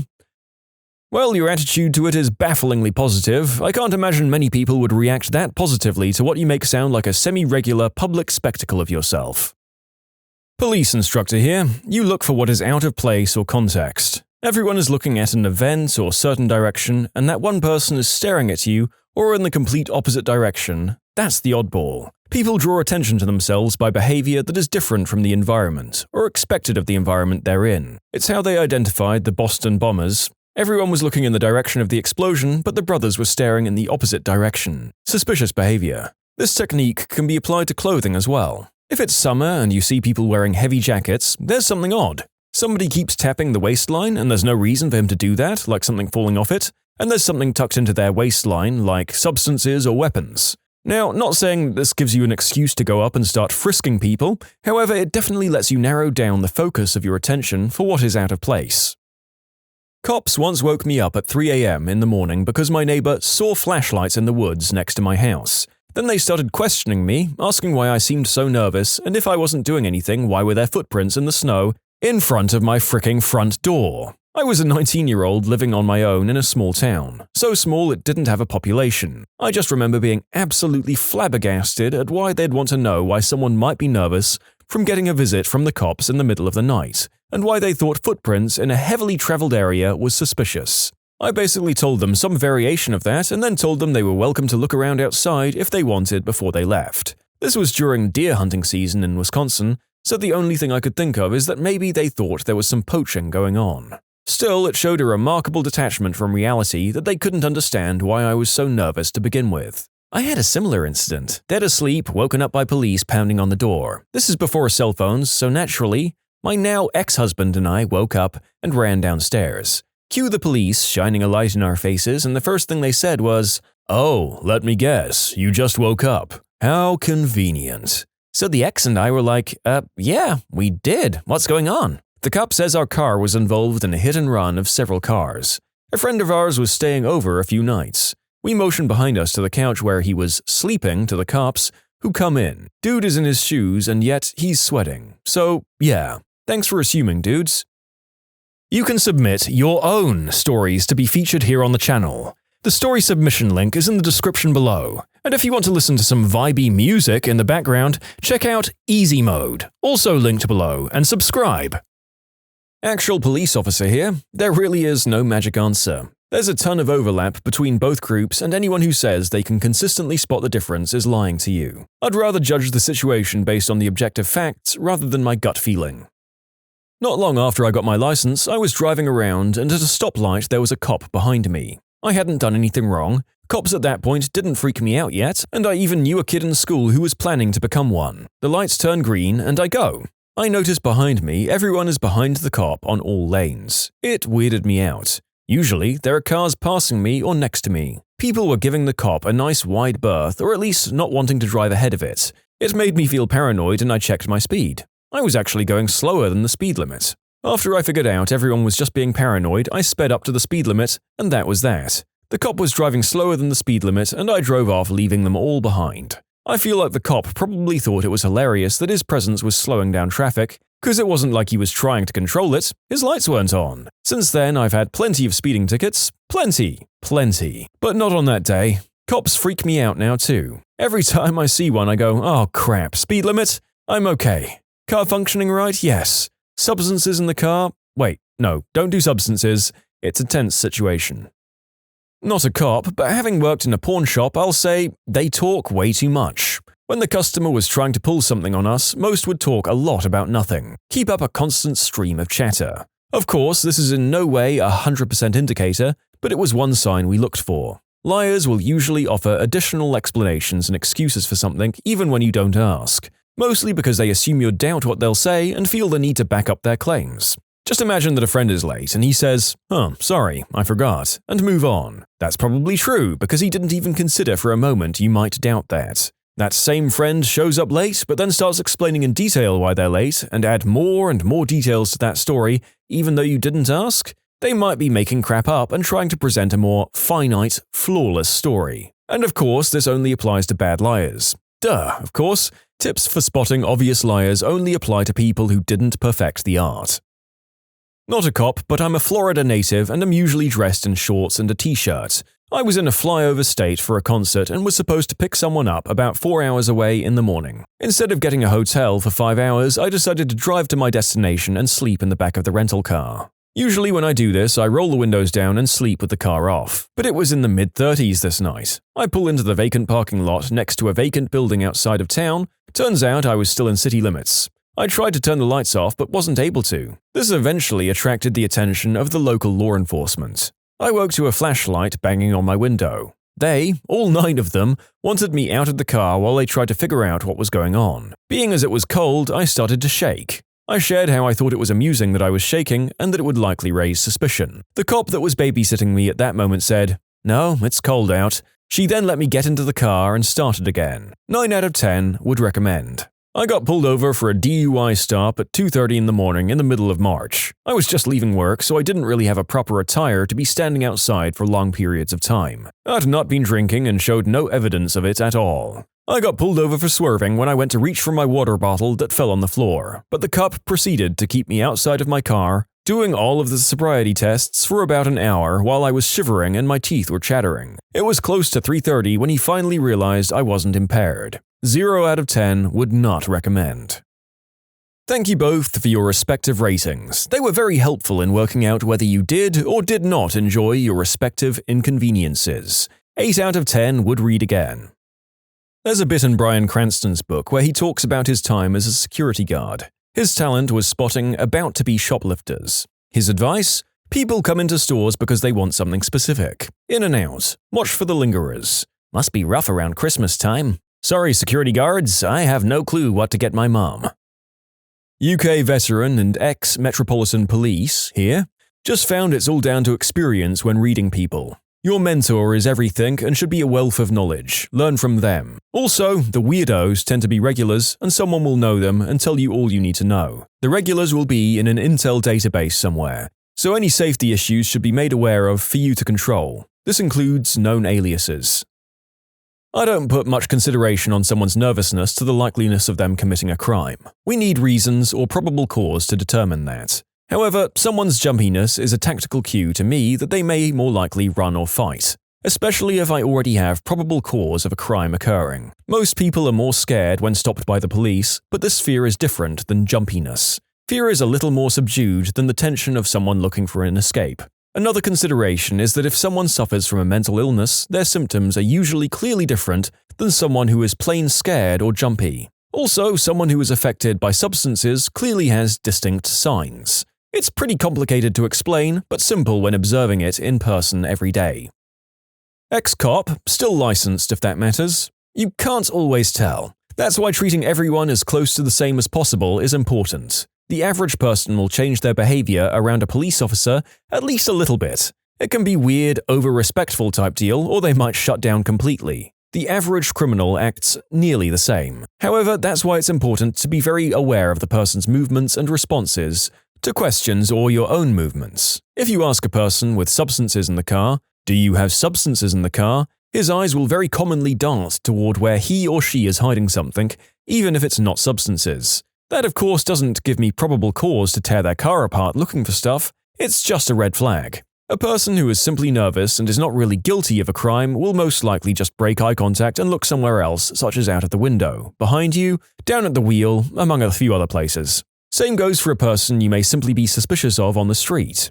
Are you carrying any weapons? Will lead to a person carrying a weapon to often touch the area where it is, usually repeatedly, or start to look at where they have hidden a weapon. A person who's just nervous probably won't grab their waistband several times after that question. That is just one example, but it shows the importance of communication. Being aware of the surroundings and subject, and why asking questions is very important. All because a person who's simply nervous and a criminal who is nervous are almost indistinguishable without some digging. As for people who appear totally 100% calm, well, that in and of itself can be a red flag as well. Maybe he or she is calm because they like police. Maybe they are police in a different area. Maybe they really have nothing to hide and a good understanding of police procedures. Or they're a hardened criminal that has no sense of remorse or anxiety over meeting a cop. You never know unless you start to look deeper. So to anyone who feels like cops hate you or are mean, maybe that sheds a bit of light on things. I'm a cop in Arizona. It's important to know the cultural and societal norms of your patrol area. A huge amount of folks are packing heat here, for example. Your average law-abiding citizen will generally use a holster and not be deceptive about the weapon. Bad guys will not be forthcoming. We have some issues with Mexican cartels, and they tend to blend in somewhat, but have weapons in unique calibers, such as .38 Supers. Since we do have a huge Hispanic community, it helps to know the norms of their behavior, which differ somewhat from the white community. A vast majority of the time we'll be dealing with people while investigating specific crimes. There's a huge variety of factors involved in that, but generally speaking, you're going to use 4 of your senses to make educated guesses. Sight, smell, touch, and sound. A person whose voice wavers may just be afraid of cops. Combine that with an odor of substances or a suspicious protrusion on their body. Then there could be an issue. White cultural knowledge is important. There are some universal signs of deception, which you could probably recognize. I spent a year in Afghanistan doing police work as well, and those principles held true there too. To a degree, it's profiling, which is a dirty word but a pragmatic principle. I never feel I act normal around cops. Funny thing is, I have 2 close relatives who are cops. When I act normal around them, they tell me I should respect that they're cops. Sorry, does this illegal activity that we're both participating in bother you all of a sudden? I got a family member who's been a cop since the 80s, basically the Stone Age. He gets nervous when the cops are behind him. Cops can't even tell if they're in the right house. Smart people rarely become cops. In fact, I've known people who failed the entrance tests for getting too high a score. You shoot them all and let God sort them out. Seriously though, my uncle is a sheriff and he said one of the biggest giveaways is people who try to be subtle, but their actions are completely different from someone who has nothing to hide. For example, if they're busting up a party, an underage drinker will nearly immediately set their drink down and push it away about 6 inches after they set it down. The pushing away isn't something you normally do. Everyone is different, but usually the nervous people will be polite and apologetic. Suspicious people will be more agitated and annoyed. Young black man here. I was approached by an officer at a bus stop because of my suspicious behavior. Among 7 other people, I was the only black. I was nervous looking at my watch and in the direction of the bus that I wanted to come through because I was late for work, which was the direction where the cop came from. By the looks of it, probably thought that I was nervous because of his presence. The cop got jumpy, hand on his holster, and forced me to show my ID and backpack for suspicious or things that would compromise me. Didn't even bother to see that the other commuters were talking about the late bus out loud. What's the most messed up thing that you've eavesdropped? I was a kid, maybe 10-ish, and I was homesick from school one day. My dad left my door ajar to hear me in case I started hurling. He thought I was asleep, but I could hear him talking to his best male friend at the time, out in our family room. Dad's friend was telling him about how he cheated on his wife and how good it was. And he asked my dad if he ever cheated on my mum. Even at that age, I knew it was wrong, and my heart raced as I listened for his answer. To this day, I'm in my 30s, I'm very proud of my dad for saying, "No, I had a chance to. My brother's wife put her hand between my legs, but I shoved her away. You know I love my mum's name. I never did tell anyone about that. My parents are still together." First off, I wear hearing aids. When I was in elementary school, I had a mic that was on a necklace and my teacher would wear it. It would transmit to my hearing aid. Anyway, she was talking about her weekend out drinking and sleeping with strangers. It was worse when she realized that she'd left the mic on. This is some sitcom level crap. My daughter is hearing impaired. Similar thing happened to her, except the teacher was talking to another teacher about Christmas presents for her daughter. Same age as mine. When her teacher returned to the classroom, my daughter whispered in her ear, "I think she'll like that." When I was a little kid, like 5 years old, I really wanted this stupid stamp set in the Family Dollar. My mum and I walked in there for her to buy tampons. We found both in the clearance bin. I overheard her talking to the lady at the cash register when price-checking the items about how she only had money for one of the items and that she was going to buy me the stamp set over the tampons that she needed. I'm 21 now and I never told my mum that I heard that. She always pretended that we had enough money, but she would skip meals or give up her stuff to make sure we had enough. And it breaks my heart to think about it. I know it's not super messed up, but still. My husband and I were at McDonald's. We took our son to the play place to try and let him burn off some energy so he could finish grocery shopping. A mother was in there with her 3 kids. One by one, she would make each one of them sit down and was interrogating them. Where was your dad sat at the spring concert? Who did he sit by? Did he talk to any of the other moms? Was he laughing and smiling when he talked to Carter's mom? Did you guys come home right afterwards? She was writing it all down. Each child was not allowed to go play unless they answered her questions. What the frick? How to Weaponize Your Children in a Divorce, a step-by-step guide proudly written by McDonald's playground woman. Gross! I was listening to 2 of my kindergarten students talk about Christmas the day before break. One asked, "Do you believe in Santa?" And the other replied, "Yeah, but he doesn't come to my house because I'm in foster care." I was fixing a woman's computer when she got the phone call that her mother had suddenly passed away. She went from powerful executive assistant to fragile little girl in 3 seconds. It was heartbreaking. That's rough. I was once at a conference as like a junior marketing whatever, and me and my boss were in a hotel lobby about to meet with a big deal manager from another company to talk about a deal when he took a call from his wife. She said there was a soldier outside her house with important news that could only be conveyed in person. She wouldn't talk to the guy because she knew what the news would be. Their son was in Iraq. His wife handed her phone to the guy in uniform on their doorstep. "I'm 500 miles away right now. Do you have something important to tell me about my son?" And then he looked at us and said he had to go home and walked away. I've been bitten in the nuts by 2 separate Scottish Terriers. I've never wanted to chase someone down the street and ask to hear the rest of the story so bad in my life. Worked at a summer camp for a few years, and I'm convinced kids don't realize you can hear them even when you're in the same room literally 3 feet away unless you're looking directly at them. Best conversation I've ever heard was between 2 9-year-olds. Kid 1, "My brother is totally going through puberty and he's only 11. Kid 2, "Aw, lucky. I know, he even has armpit hair. If I had armpit hair, I'd shave it off and glue it on my face. That's a great idea." I was flabbergasted.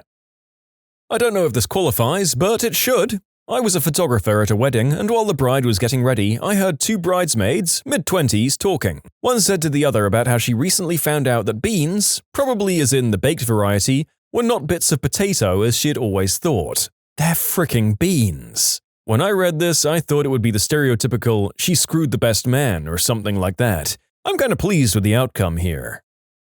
I was at Disney in high school, and I heard a guy say to someone, "You're tiggity, but ain't good enough to eat, so put your shoes back on." I'm 35 and still have no idea what that meant. Not so much messed up, just sad. Around 2004 or 2005, I was at a meeting. During a bathroom break, I heard 2 men talking. One of them had a brother who was killed in the September 11th attack on the Pentagon. Shortly after the attack, the brother's widow gave birth to their 2nd child. A year or so later, the mother died of a terminal illness. The man speaking adopted his brother's kids. He and his wife had never planned on having kids, but they stepped up to raise them. It was a big adjustment, but he loved the kids and was doing the best that he could for them. When the police showed up at my door to tell me that my upstairs neighbor was dead, I heard the EMTs say, "We're gonna have to double bag him." Then I heard my neighbor's double-bagged body being dragged down the narrow staircase because a stretcher wouldn't fit him. Thump, thump, thump. For what it's worth, the EMTs and police were also upset about having to do that. I picked up the house phone to find a conversation already in progress. And that's how I learned my stepdad was having an affair with his brother's wife. As a 14-year-old super shy busboy at a restaurant in my hometown, terrified of the early 20s waitresses, setting up a banquet while the waitresses were chatting in the kitchen with the door open, I overheard the following. "What do you think of that new kid? Is he all right in the head or something? Ah, I think he's cute. Maybe he's just slow." Took a few years to get over that one. A bunch of junkies planning on how they're going to rob someone for money to get their next hit. I got out of there real fast. My brother overheard my dad telling Mum he wished that I had gone to Vietnam. That put at least 10 layers of security between us for more than 10 years. One coworker to another as I walked in. "I mean, don't get me wrong, I don't like black people. I just don't think I could join the Klan." Oh God. Moments ago I was telling a likely former friend that he'd surpassed his quota of saying, "I'm not a racist, but." And now I come across, "I'm a racist, but." And I think I've interneted enough today. 2 points. Firstly, good on the latter person for calling out their coworker. Also, holy crap, where in the US was that first story from? And if you're already an admitted racist, what was your reason for not joining? The fricking membership payments? When I was 10 or 11, I overheard my stepmom talking to my friend's mum about my puppy that had recently disappeared. I learned the puppy had not run away, but that my stepmom had drove it to the middle of nowhere and, I quote, set it free because she didn't want to have a puppy in the house. For those of you asking about my stepmom, she's literally the worst human being I've ever met. It's worth mentioning that she's got rid of my possessions before without asking, giving my clothes or toys to Goodwill while I was at school. I've asked her a few times about what really happened, and I gave her the opportunity to come clean, but she's always evasive about the whole thing. She'll eventually get what's coming to her. I hope she suffers as much as possible in her life and dies painfully. I caught my dad choking his chicken when I was in high school. I woke up really early and went to get a drink. I walked down the stairs and saw the TV was on and playing one of those commercials for Girls Gone Wild. I looked at the couch and my dad was just sitting there jerking it. But he didn't notice me because my dad was quite old and had bad hearing. I don't know if he saw me, but I rushed to the bathroom and stayed quiet in the dark until I thought he was finished. I felt bad for him and wanted him to at least get it done. Best single dad in the world, and I miss him, and I always laugh at that memory. I was a waitress, and I just took an order from a table of students that were all older than 18. One of them seemed pretty dim with their questions they were asking me, but nothing too stupid. One of her friends ordered duck gyoza. As I walked away, I heard her ask her friends what a duck was, and them start to explain. How the hell do you get to be over 18 and not know what a fricking duck is? My brother breaking up with his girlfriend. I learned from their conversation that they used latex protection for doing the deed, even though she was pretty allergic. The thing is, she didn't tell my brother this until they were on a break. And they were at it all the time. She would hide her infections and such from him for whatever reason. My dad's girlfriend is a special education teacher.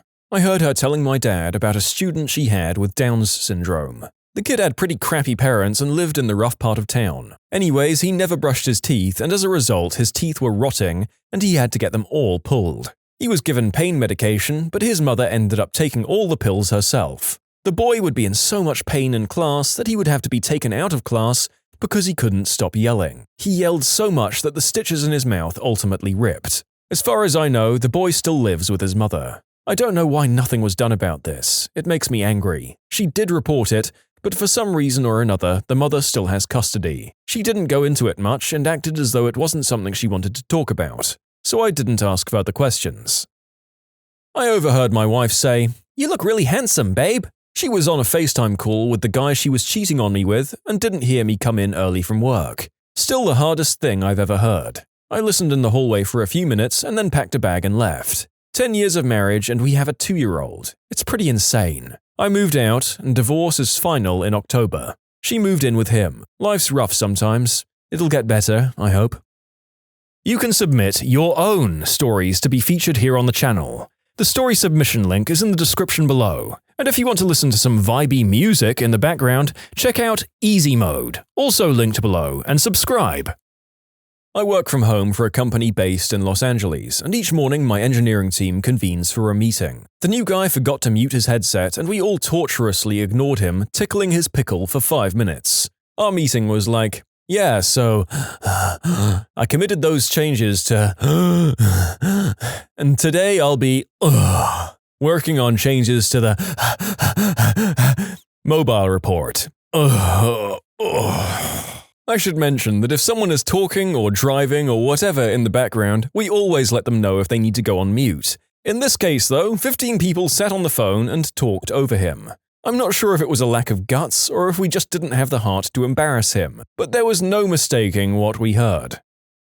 Sat on a bus home from work a couple of years back. An attractive young lady, blonde, in her 20s and dressed in smart business gear, got on and took a seat. If you'd seen the state of the bus, usually you'd understand why she caught my attention. Anyway, she picks up the phone and starts having a full conversation. It was the biggest 180 on a first impression I've ever had. Starts talking about her 2 kids who got taken into care because her and her ex couldn't stop beating each other up.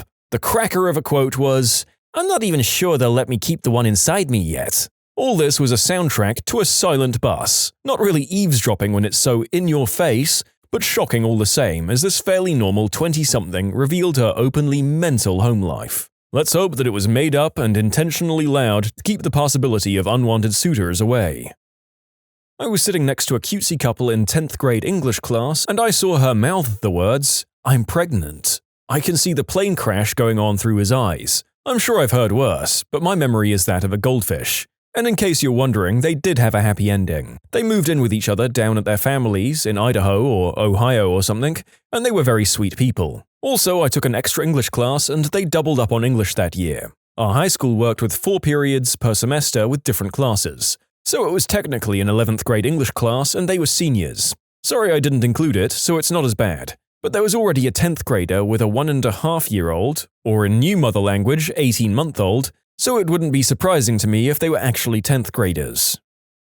I woke up around midnight on Easter when I was about 6 to hopefully get a glimpse of the Easter Bunny, only to hear my mum crying to my dad on the phone, divorced, to come and get my brother and I because she has no money to get us any chocolate. She was hysterical. I went back to bed and pretended to be surprised when my dad was there in the morning to come and get us. He told us that the Easter Bunny got mixed up about what house we were going to be at. Props to your mum for asking for help when she needed it, and props to your dad for giving the correct answer. Yep, although we don't know what the full story was here, there's at least a small uplifting show of co-parenting after a divorce. I was at a music festival a few years back, asleep in the tent at about 9:30 a.m., and I woke up to 2 guys speaking in panicked voices outside the tent, saying, "I know we gave him the pills, but it wasn't our fault he took them. It's not our fault. We brought him to the first aid tent. What more could we do?" and more to that effect. They also said that they'd written on his arm that he'd taken 5 pills and dropped him at the first aid tent. As soon as I heard them leave, I stuck my head out of the tent to see my best friend with her head out of her tent, both of us wondering what the frick that was about. Then we found a bag of white powder and about 25 pills in baggies, which these guys had just dropped to get rid of any evidence. Maybe an hour later, we heard that someone had died at the festival from taking 5 pills and overdosing. The penny dropped as we joined the dots between the conversation we'd overheard, the discarded substances, and the death. Very creepy. Was once walking behind 2 really good-looking girls in the street and heard one of them say to the other, "I was so constipated yesterday, I just wanted to get it out with an ice cream scooper." My mother recently said she'd been constipated so long it felt like she had appendicitis, and she practically needed a jackhammer to get the crap out of me. Thanks for that, Mum. Once I got a ride in the casual commute lane with 2 women in a gold Mercedes. I sat in the back while they carried on with their conversation. They spent about 10 minutes talking about a friend of theirs who was looking so great after she had lost a ton of weight. After a pause, one of them said, "Well, it's too bad about the cancer." 3 girls were together at a bus stop. I was behind them. One was telling a story as the others listened. Girl number 1, "She called me a dirty, lying hussy and she threw her bottle at me, and it shattered on the wall, nearly hitting me." "Oh my god, for real? Really?" "Yeah. Then I told her to F off and choke on an eggplant before I slammed the door and left." "Oh my god, what a B-word." "I know, right? That's the last time I go to visit my aunt during withdrawals." My boss screwing the secretary in the break room. Did they not realize that you were still there, or did they not care? This morning, my brother overheard 2 schoolboys talking about Chloe refusing to do hand stuff to Jake, so Jake asked her friend instead. Heard this conversation at my dining hall. "Don't eat fries that you dropped on the floor, that's disgusting." "Sarah, I've literally had my tongue in your butthole. I think I'm fine." About 11 years ago, at high school, one of my friends found her father hung in the backyard. They were a really nice family and he was a great guy too. They had these cafes at libraries and the food was great. But his wife had an affair with her personal trainer and probably he knew. And if I recall correctly, they had some financial issues as well. He arranged his clothes for the next day as he did every day. It was a shock for everyone. We were in the middle of a class when we discovered it. We gathered ourselves in the school's coordinator and after some discussion, he let us leave early to support our friend. She was in shock, complete disbelief, wasn't even crying. The funeral was arranged for the next day. His family flew in from another state to say their last goodbyes. It was scheduled to 3 p.m., and after the priest's speech, he avoided any hell citation for some reason and just said something about disturbed souls and their path to heaven. Then they started burying him, and the widow starts to cry really hard. Then I overheard one of his relatives, probably the guy's sister, "What the frick does she think she's doing? She killed him. Oh my god, I hate her so much." It's not as messed up as others' comments, but the suffering and hate mixed together made this day really unforgettable. A very young girl gave her mother a picture she drew as a gift while on public transportation. The mother then rudely rejected the gift. That made me quite sad. "I only had her so I didn't have to go to work," said my mother about my younger sister. Turns out that as I got old enough to need less supervision, my mother realized that she'd suddenly be expected to actually make financial contributions like a normal person. That clearly wasn't for her, so she accidentally got pregante again. Took me a long time to realize what I'd actually heard. I'm aware she's a scumbag, and this is just one example of how. We no longer speak, and a decade after making that decision, I'm still glad of it. College dining hall. Me and my best friends, 5 or 6 of us maybe, heard a boy at the next table start to brag about something. He's clearly an upper-class man, older than 21, so while it could have been a party, it wasn't likely, so we started to eavesdrop. Little by little, we're just getting angrier and angrier. He's bragging on about how he adopted this kitten and tortured it to death. His buddy has got it all on camera, just going on and on about what he did to this poor animal. My buddy is a huge cat lover and we basically had to restrain him. Reports were filed and the phone was seized. One nice twist to the story, though, is that the cat torturer was caught and an unspeakable act offender was also caught. How, you might ask? Yeah, the cameraman had taken phone videos of himself roofying and performing the unspeakable act on girls at a local bar. So 2 criminals were caught, I guess. Overheard the end of a conversation that completed with a very large, emo, gay Mexican boy telling an incredibly skinny girl, "And then I said to her, 'That's the bed I did your brother in,' and I slapped her in the face."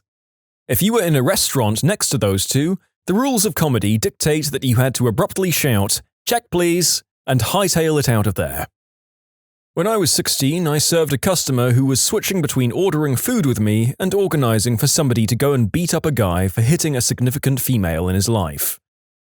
Once overheard a few people talking about kidnaps on my work. They were talking about doing it. I work in a restaurant in Brazil, and they were 4 guys talking about kidnapping someone. They were deadly serious. I overheard them enough through a thin wall. The worst part? They were cops. They still come to eat here from time to time and are notoriously dirty. One of them has a $500,000 car, while getting less than $2,000 per month. I never did anything about it. Who would I call? The other dirty cops? It's not creepy if you go into her locker and check her timetable. Yes, Chuck, it really is creepy. I was traveling with a friend through Honduras, and in the hostel we were staying at, we met this cool Aussie lesbian. One morning they were chatting right next to me as I woke up, but I didn't immediately get up and start talking. I realized they were talking about me. My friend, who I'd known for a few years and had a friend with benefits thing with in the past, was telling her that she thought I was transgender. I'm not. It was really strange to hear someone tell an almost complete stranger her opinion about my personal gender identity. I was at a 24-hour diner and breakfast joint in DC on a Sunday. A guy and 2 trashy-looking women at the counter next to us were planning out an adult film shoot. Not joking about it or anything, like it was all set and they were just figuring out some details. One time my mom told me to text my dad about something. I completely forgot what it was, and I just saw a crap ton of dirty messages. Rest in peace, soul and innocence. In a weird sort of way, this makes me happiest of all the responses. Everyone else is talking about terrible things happening and weird crap going on, but this one still shows parents keeping it spicy in a modern way, even after having kids. What amazing comebacks have you heard come out of nowhere? In 10th grade, my friend called a classmate illiterate. He replied, "Joke's on you, I don't know what that means." I think about that a lot. Story I heard from a parent-teacher conference. A mum got back a report for her son's school stating that he was illiterate. Her response? "That's a dirty lie. His dad and I were married 2 days before he was born." My grandma was playing bridge with her friends and the subject of age did come up. My grandma said she was 63 and the next woman said, "A lady doesn't discuss such things." So my grandma said, "Oh, don't worry, dear. I'm sure when I'm your age I won't want to discuss it either." Damn, I've noticed that old people can throw shade that we can only marvel at. They've got this sweet experience that can only come with age and a lifetime to hone their skills.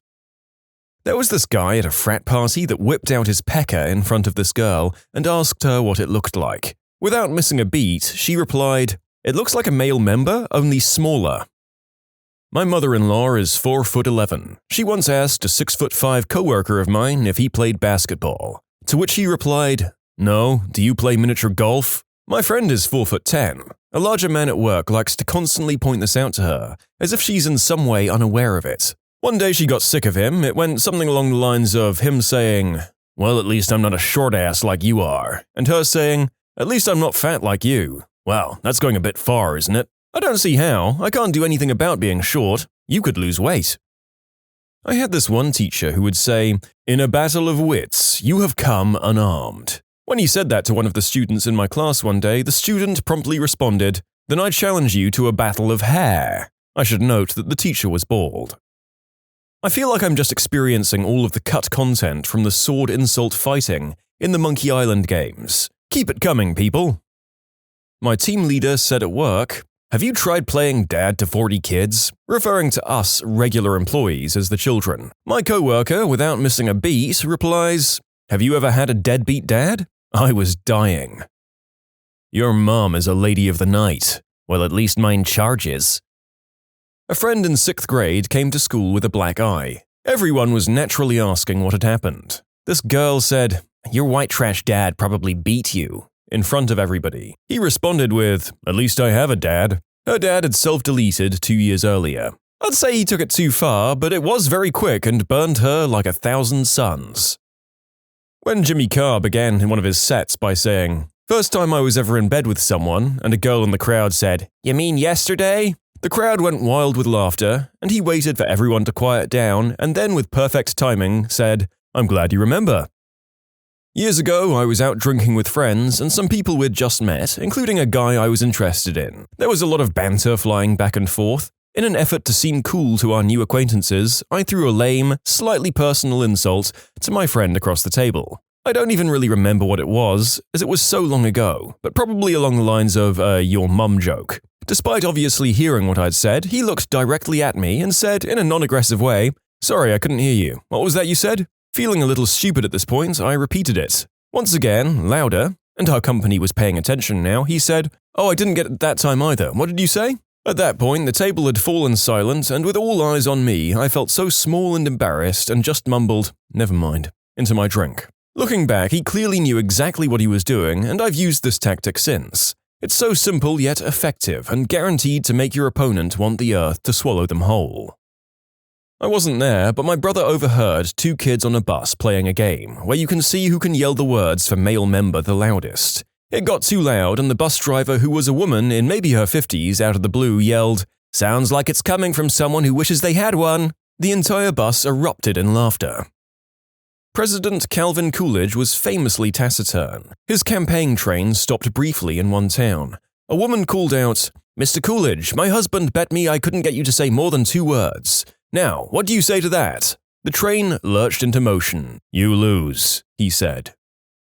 My buddy and I used to hang out with a guy that always smelled. He barely showered, even before work, and we would always give him crap for that. One day, my buddy was driving and he let a toot go. It didn't smell that bad, but the guy who smelled made a comment along the lines of, "God, even your toots are weak." And my buddy, without hesitation, says, "It's because your body odor was covering it up."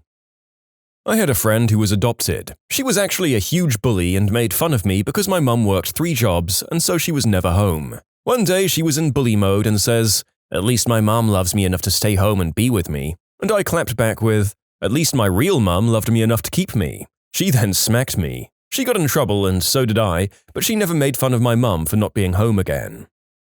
This guy brought a new lunchbox to school and was being made fun of by this girl in a wheelchair. She told him, "Nice lunchbox," to which he immediately responded, "Nice legs."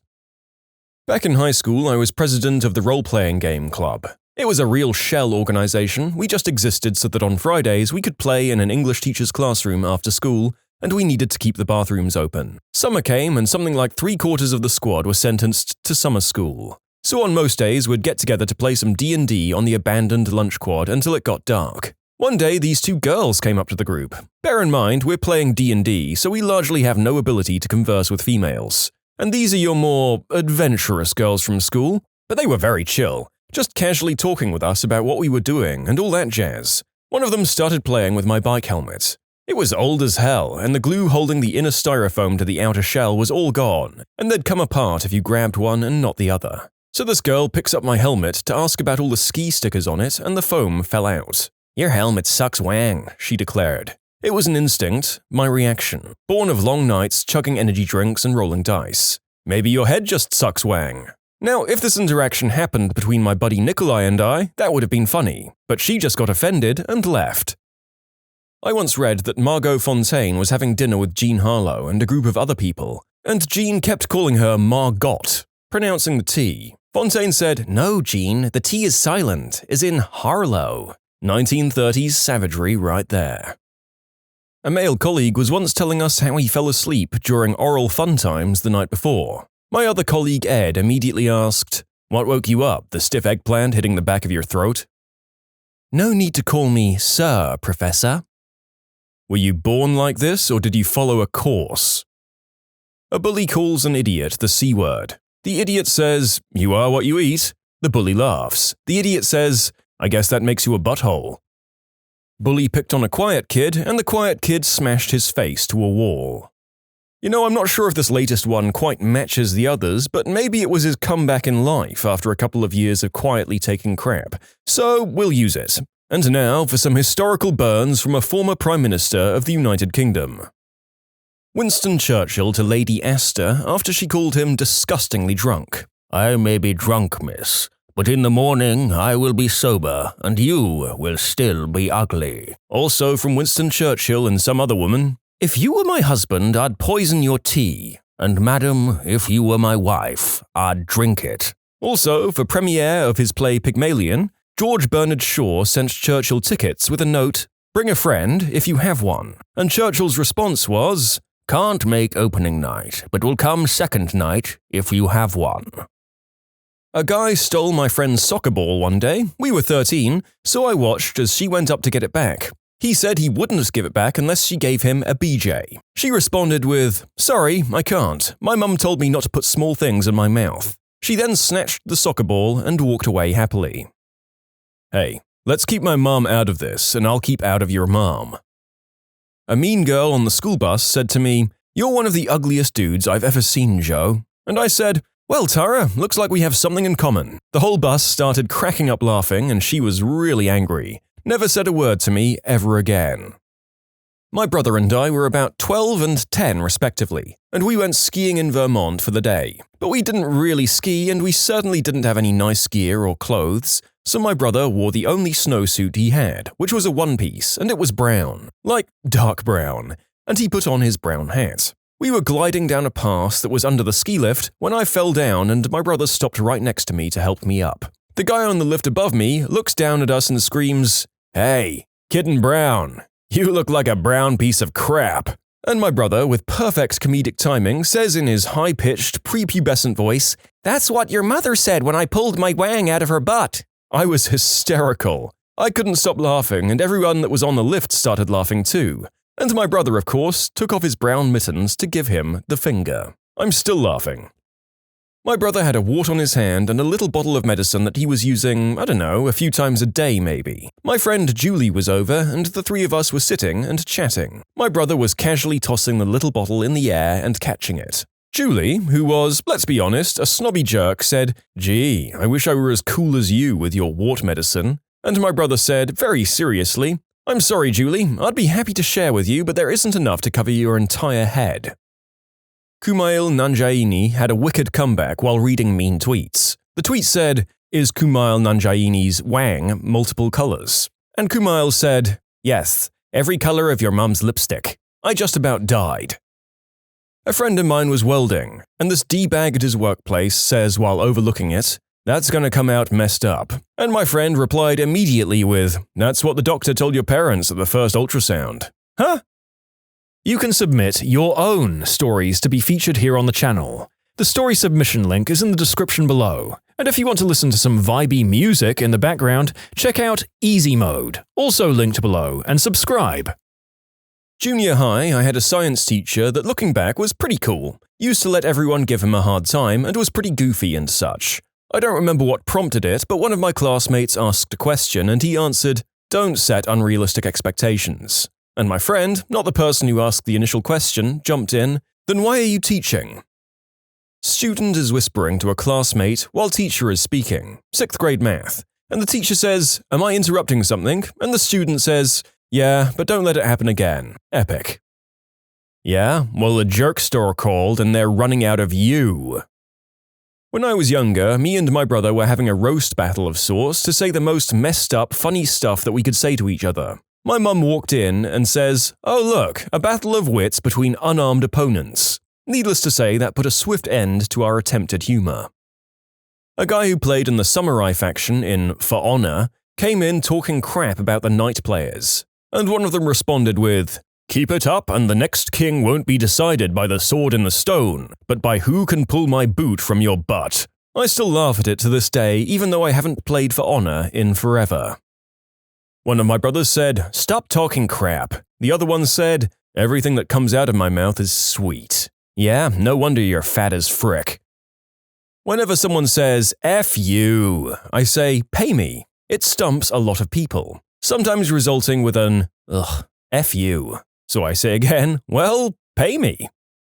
One time I was at Geeks Who Drink Bar trivia here in Dallas. Me and the other 2 people on my team were in 3rd place during the 6th round score announcement. The 1st place team had a full group of 5 or 6 people. After the trivia master announced the scores, I drunkenly shouted out loud, "Yeah, but how many people are on their team?" And the trivia master overheard me, and he instantly said in the microphone so everyone could hear, "Enough to kick your fricking butt." It was such a good retort that I wasn't even mad, and he was right.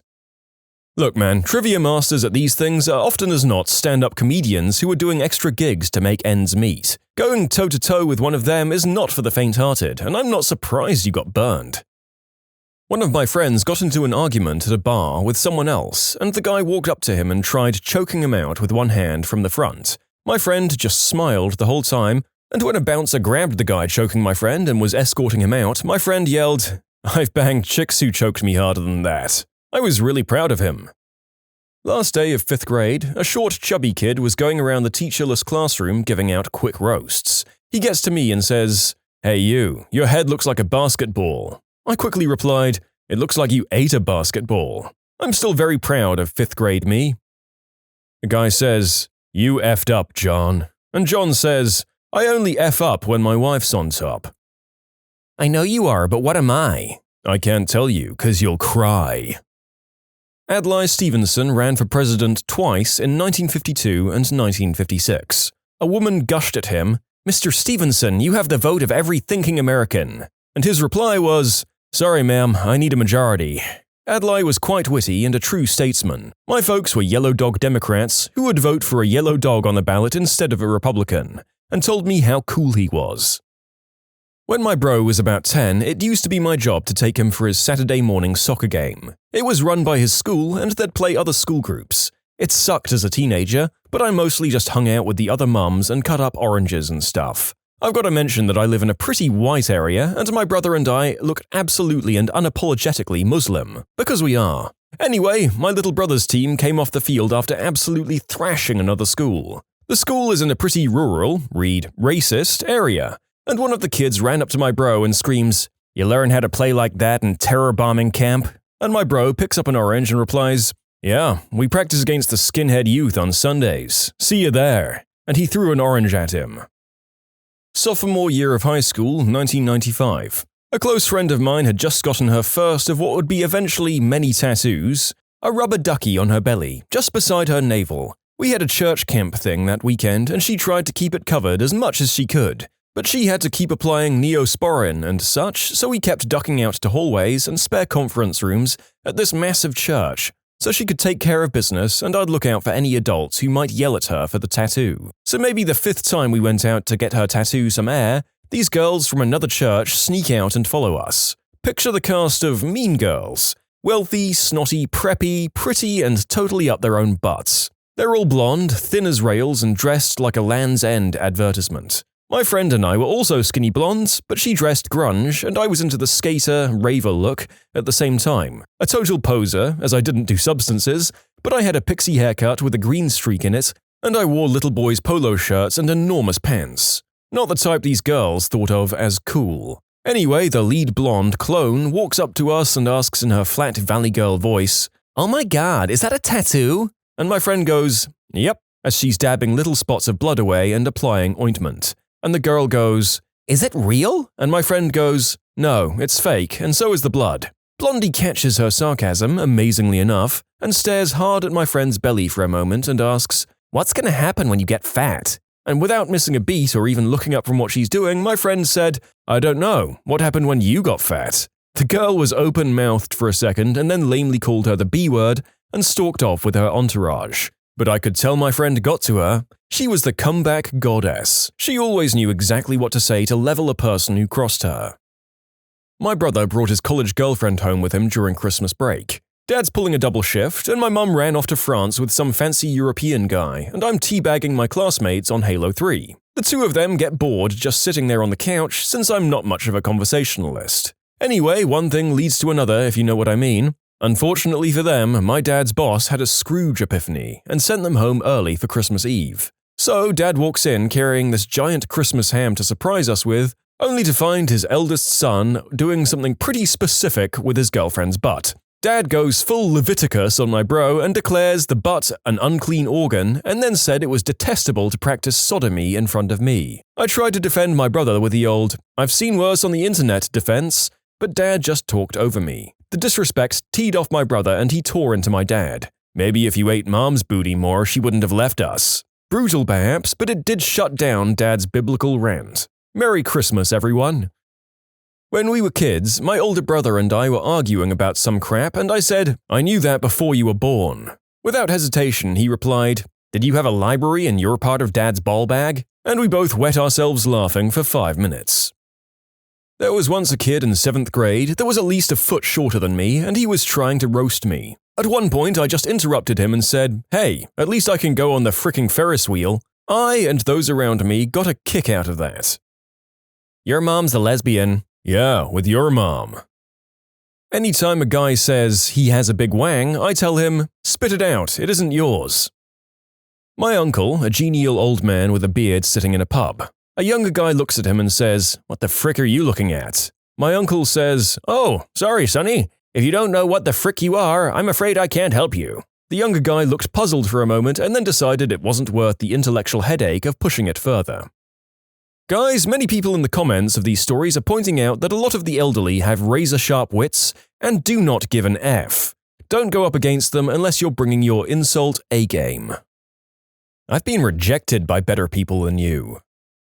My dad once told my 17-year-old brother, "You're just mad because the best part of you ran down the crack of your mum's butt." This loser walked into class. The teacher said, "You're late," and he instantly said, "A wizard is never late, nor is he early. He arrives precisely when he means to." He was lucky the teacher knew Lord of the Rings. A slightly chubby girl told my friend, who admittedly had a rather bad neckbeard, that he should shave. Without skipping a beat, he told her she should shave the pounds off. A guy with no chin said, "At least I don't have 2 chins." And the guy with 2 chins said, "At least I have 1. Did I stutter? Yes. Then you heard me twice. My ex-boss was in a bar in Onslow watching England valiantly lose in heartbreaking style in a soccer tournament to Germany yet again, when he got accidentally bumped into by a German fan as he was reversing without due attention. "Oh, sorry," apologized the German chap. "For which world war?" quips Nick. Apparently the punch came out of nowhere. I worked in a paint shop for a while and got really good at guy talk. One day, while walking into the office, one of the guys started making fun of me because I wash my hands. Something along the lines of, "Don't forget to wash your hands, little lady." I'm a guy. And I replied without even thinking, "Yeah, no, I don't want to give your girl a yeasty." My short friend made some snarky comment and others were gassing her up. She said, "Yeah, I know how to throw shade." And then I said, "What do you know about throwing shade? You're not even tall enough to cast a shadow." And that's the comeback I'm the most proud of. My sister was being a total witch to me, like attacking my weight, my career, my grades. After being fed up, I left the room, and before passing through the door, I turned and said, "Jon Snow comes back to life next episode," and I left. She was catching up with the show. Can you get away with mouthing off to a cop? Alright, can you say your alphabet to J for me? Oh sure, which one of you guys is J? I'd just picked up my paycheck back in high school and must have been 16 or 17 and a fairly new driver. An officer pulled me over for not pulling completely into the road, going from driveway to driveway, like I drove 10 feet on the wrong side, but there was no traffic. The officer said, "Can you even afford a ticket as a new driver?" And my dumb butt said, "I did just pick up my paycheck." It wasn't until afterwards that I thought more along the lines of having demerit points on my license is more than likely what he meant. He let me go with a warning. Driving through Kansas City and I got pulled over. I was wearing a twins cap. The cop said something about being ready to give me a warning, but then he saw my cap, and I said, "Hey, it's not like the Royals and Twins have been good at the same time." He said he's actually a Cubs fan, and I couldn't stop myself from saying, "Oh, I'm sorry." He laughed and gave me a warning.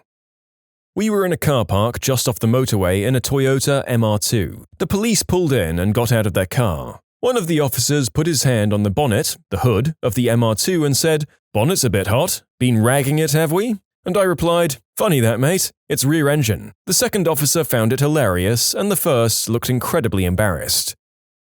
I was waiting to buy something at a store, but there was no one behind the cash register. There was already a lady in front of me who seemed to have been waiting for a while. We rang the little bell a couple of times, but no one appeared. After waiting some time, I joked, "We should just steal this stuff. That will get their attention." The lady in front of me responded by showing me her dry cleaning bag, full of police uniforms. So I said the first thing that came to mind. "You have to get your uniforms dry cleaned? Does that get expensive?" And we ended up having a fairly cheerful conversation about dress codes and employee perks, and the laundry facilities in different neighborhood apartment buildings, and the turnaround time of different neighborhood dry cleaners until the cashier finally showed up. That sounds exactly like my luck. Of all the people to make that joke to, it had to be a gosh darn law enforcer. Luckily, this lady sounded chill. Got pulled over on my motorcycle. The cop said, "Do you know why I pulled you over?" Because I wasn't wearing my seatbelt?" He got a chuckle, and I only got a warning. The next cop didn't find it nearly as amusing.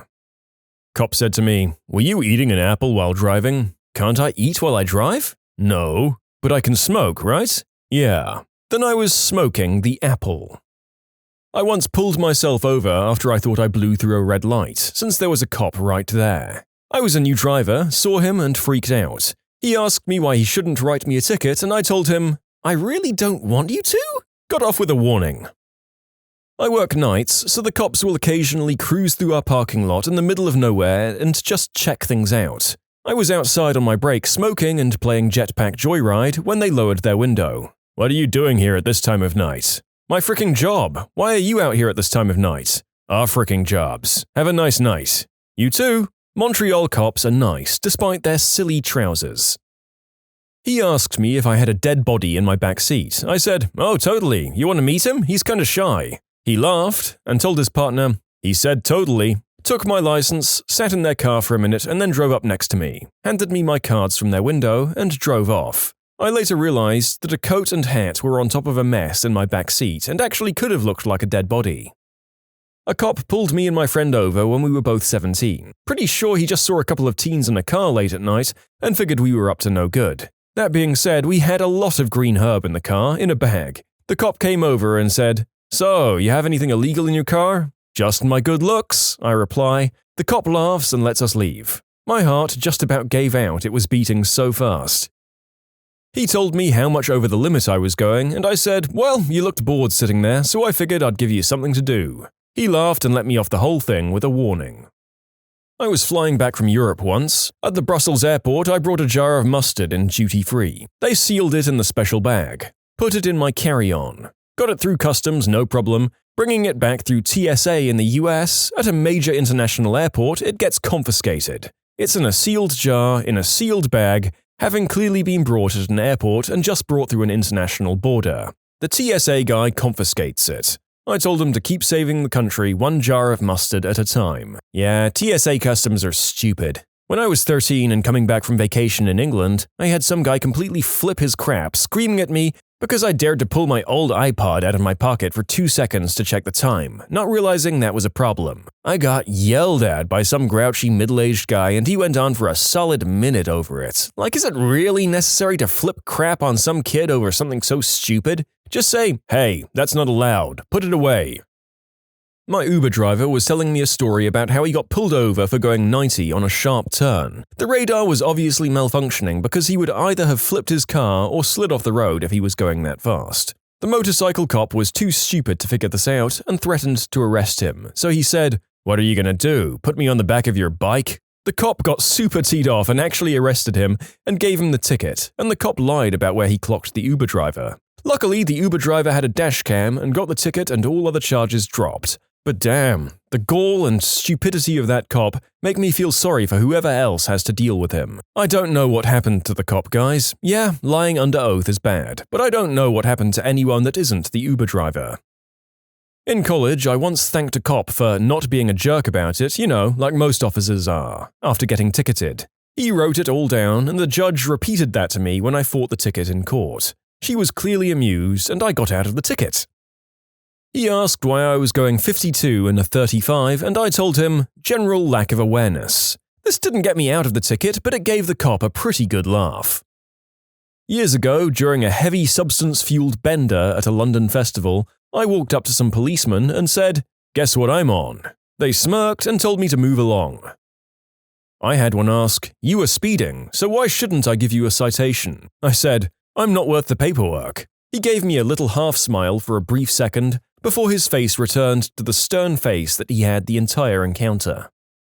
My friend got pulled over doing 20 over. We were college kids at the time. Officer walks over to the window and does his normal, "Do you know why I pulled you over?" routine, and then turns to me when it's all done and asks, "So, should I give your friend here a ticket?" And with a smile I said, "Yes, sir, he most likely deserves it." The cop laughed, smiled, and walked away. Well, you got off the ticket. I do wonder if you got a vicious punch in the arm as soon as the cop pulled away, though. My birthday 3 years ago. I was crossing the street to my car, and suddenly 2 squad cars pull up, each with 2 officers in them for some reason. As I was unlocking my car, all 4 got out of their cars and approached me. One of them asked me to please stop and walk over to them. I did. He then asked if I knew why they were stopping me, to which I replied, "I'm assuming you're strippers." "Excuse me?" "Yeah, you must be strippers. It's my birthday and 4 suspiciously good-looking police officers just stopped me for absolutely no reason. 3 of them laughed and 1 did not. I then had to wait for 10 minutes while he wrote me a warning for jaywalking. When I was a kid, my parents had one of those Oldsmobile Silhouette minivans with the long nose. I was driving it and I accelerated to get through a yellow light before it turned red. That's when the cop turned on the lights. When he got to the window, he asked, "Do you know what a yellow light means, son?" I said, "That means it's going to turn red soon." He said, "No, it means clear the intersection." I told him, "Officer, with the size of this vehicle and the rate I was moving, had anything entered the intersection, I'd have cleared it right out, I promise." He laughed and told me that since I'd caught him off guard and made him laugh, he would let me off with a warning. Me and my 3 friends made a big cranberry vodka in a liter cranberry bottle, and we were walking towards a bar in Manhattan, passing it around. One friend was holding it when a cop slowly pulled up to us. I was the one closest to his window and he waved me over and asks, "Why is your friend holding a bottle of cranberry juice?" It was pretty obvious it wasn't cranberry on a Friday night in the East Village. I said, "He's on his period." The cop laughed and made us dump it. My brother and I, both underage and both very drunk, were walking home with a dozen donuts and the remains of a 6-pack when the cops saw us mostly stumbling along the main road. They pulled around behind us and scared the pants off us with the siren. One cop got out of the car and asked us where we were going. We offered him our donuts. He took our beer. Joke was on him, it was Bud Light. They left us to continue on our way home. I don't think we'd get away with that today. You know that whole Dave Chappelle bit about, "I didn't know I couldn't do that"? Basically, that. I was speeding, although I didn't know I was speeding because there wasn't a sign for miles in a construction zone. The officer pulled me over and told me how, since it's a construction zone, the ticket could have been so much worse than a regular speeding ticket. I said, I didn't know that was a thing. I mean, I know there's normally signage saying "men at work, slow down" or something of that nature, but 1, no signs giving me a speed limit, and 2, nobody working. As far as I was concerned, I was driving the normal speed limit, as I was unaware that it had dropped. I didn't know I couldn't do that, got me out of a $700 ticket because he let me off with a warning. I worked at the NCO club on an Air Force base as a teenager. I was a cook sometimes and a dishwasher. I blew through a stop sign and was speeding. Apparently I was being lit up and chased and didn't realize it until I saw the gate closing as I was trying to get off base. The security forces, AFMP, asked me a bunch of questions about it, and I told him I wasn't paying attention due to my eating the cheesy fries that I made sitting in the passenger seat. Then I asked, "Do you want some?" He stared at me for a second and told me to leave. Yelling at a cop for calling me Jack Sparrow instead of Captain Jack Sparrow, while heavily intoxicated and dressed as Captain Jack Sparrow. You can submit your own stories to be featured here on the channel. The story submission link is in the description below, and if you want to listen to some vibey music in the background, check out easymode, also linked below, and subscribe. When I was 18, a friend of mine and I stepped out of a restaurant to have a cigarette. We were in the parking lot smoking when a cop pulls up. We weren't doing anything illegal, so we kept doing what we were doing. He walks up to us and asks what we're doing. We tell him, but he doesn't believe us because there were reports of cars getting broken into, which I doubt. He decides to search us. We should have resisted, but didn't know any better at the time. He pulls a brown paper bag out of my friend's pocket, and with a smirk on his face, he asks, "What am I gonna find in here?" My friend keeps a straight face and says, "It's the Emancipation Proclamation." To which the cop says, "Yeah, right." Turns out, it actually was a copy of the Emancipation Proclamation. He had been to the History Museum that day and got a tiny copy as a souvenir. The cop didn't say anything, just handed back the bag and got in his car. "Did you see the speed limit sign?" "Yes, sir, I just didn't see you sitting behind it." I'll never forget how hard he scrunched up his face, trying not to laugh. I was exiting the beer tent at a local summer festival. There were 2 county sheriffs guarding the entrance and exit at the time. Drunk me walks up to one and says, "To protect and serve, right?" And he replies, "Yes, sir." Again, drunk me says, "Well, you could serve me by protecting this beer. I'll be right back." And then I set the beer on the ground near his feet while I went to use the porta-john bathroom. I came back and my beer was still there, untouched. The officer did his job. Got pulled over for quickly accelerating after a traffic light. When the cop asked why, I said it was to try to get away from the butthole with their brights on. He turned to see he still had his brights on and said to have a safe drive home. Well, I'd say you really took a gamble there, and in this case it paid off. But given how many innocents we've seen get ticketed, I'd say you got lucky. When I was 20, I worked at a video store. This one night we had to do inventory, which we started at midnight, and I helped out until 3 a.m. But I was the opener, so I left. I was on my way home when I was pulled over. My tail light was out. I didn't know. The cop left me off with a warning, but it took 15 minutes for him to run my stuff. 2 miles down the same road, but in a different town, I was pulled over by a cop from that town. My tail light was out. I didn't know. The cop let me off with a warning, but it took almost 20 minutes to do so. 5 more miles down the road and yet another town over, I was pulled over again. It's now 4 a.m. My tail light is out. I didn't know. I'm let off with a warning. I make it home at 4:45 a.m. I have work at 9 a.m. I got to sleep. I woke up, skipping a much-needed shower, and left for work. I get pulled over about a mile away from my job. The officer said, "Do you know why I pulled you over?" I said, "Yep, my taillight's out." The officer, "If you know why haven't you fixed it?" "Well, officer, I left work 6 hours ago. I was pulled over 3 times in an hour and a half, and each time I was told that my taillight was out. In the 4 hours since I got home, I went to bed and woke up to go back to work, and I haven't had time to fix it." The officer asked, 3 times? "Yep, so if you're going to give me the ticket, give me the ticket, otherwise I'm assuming that you and your fellow officers just want me to be late to things." I was let off with a warning. In short, got pulled over 4 times in 5 hours and let off with warnings. Driving a 1990 Mercury Sable, dented and miscolored. Do you have any large denominations of US currency with you? Was it the flashy car that tipped you off?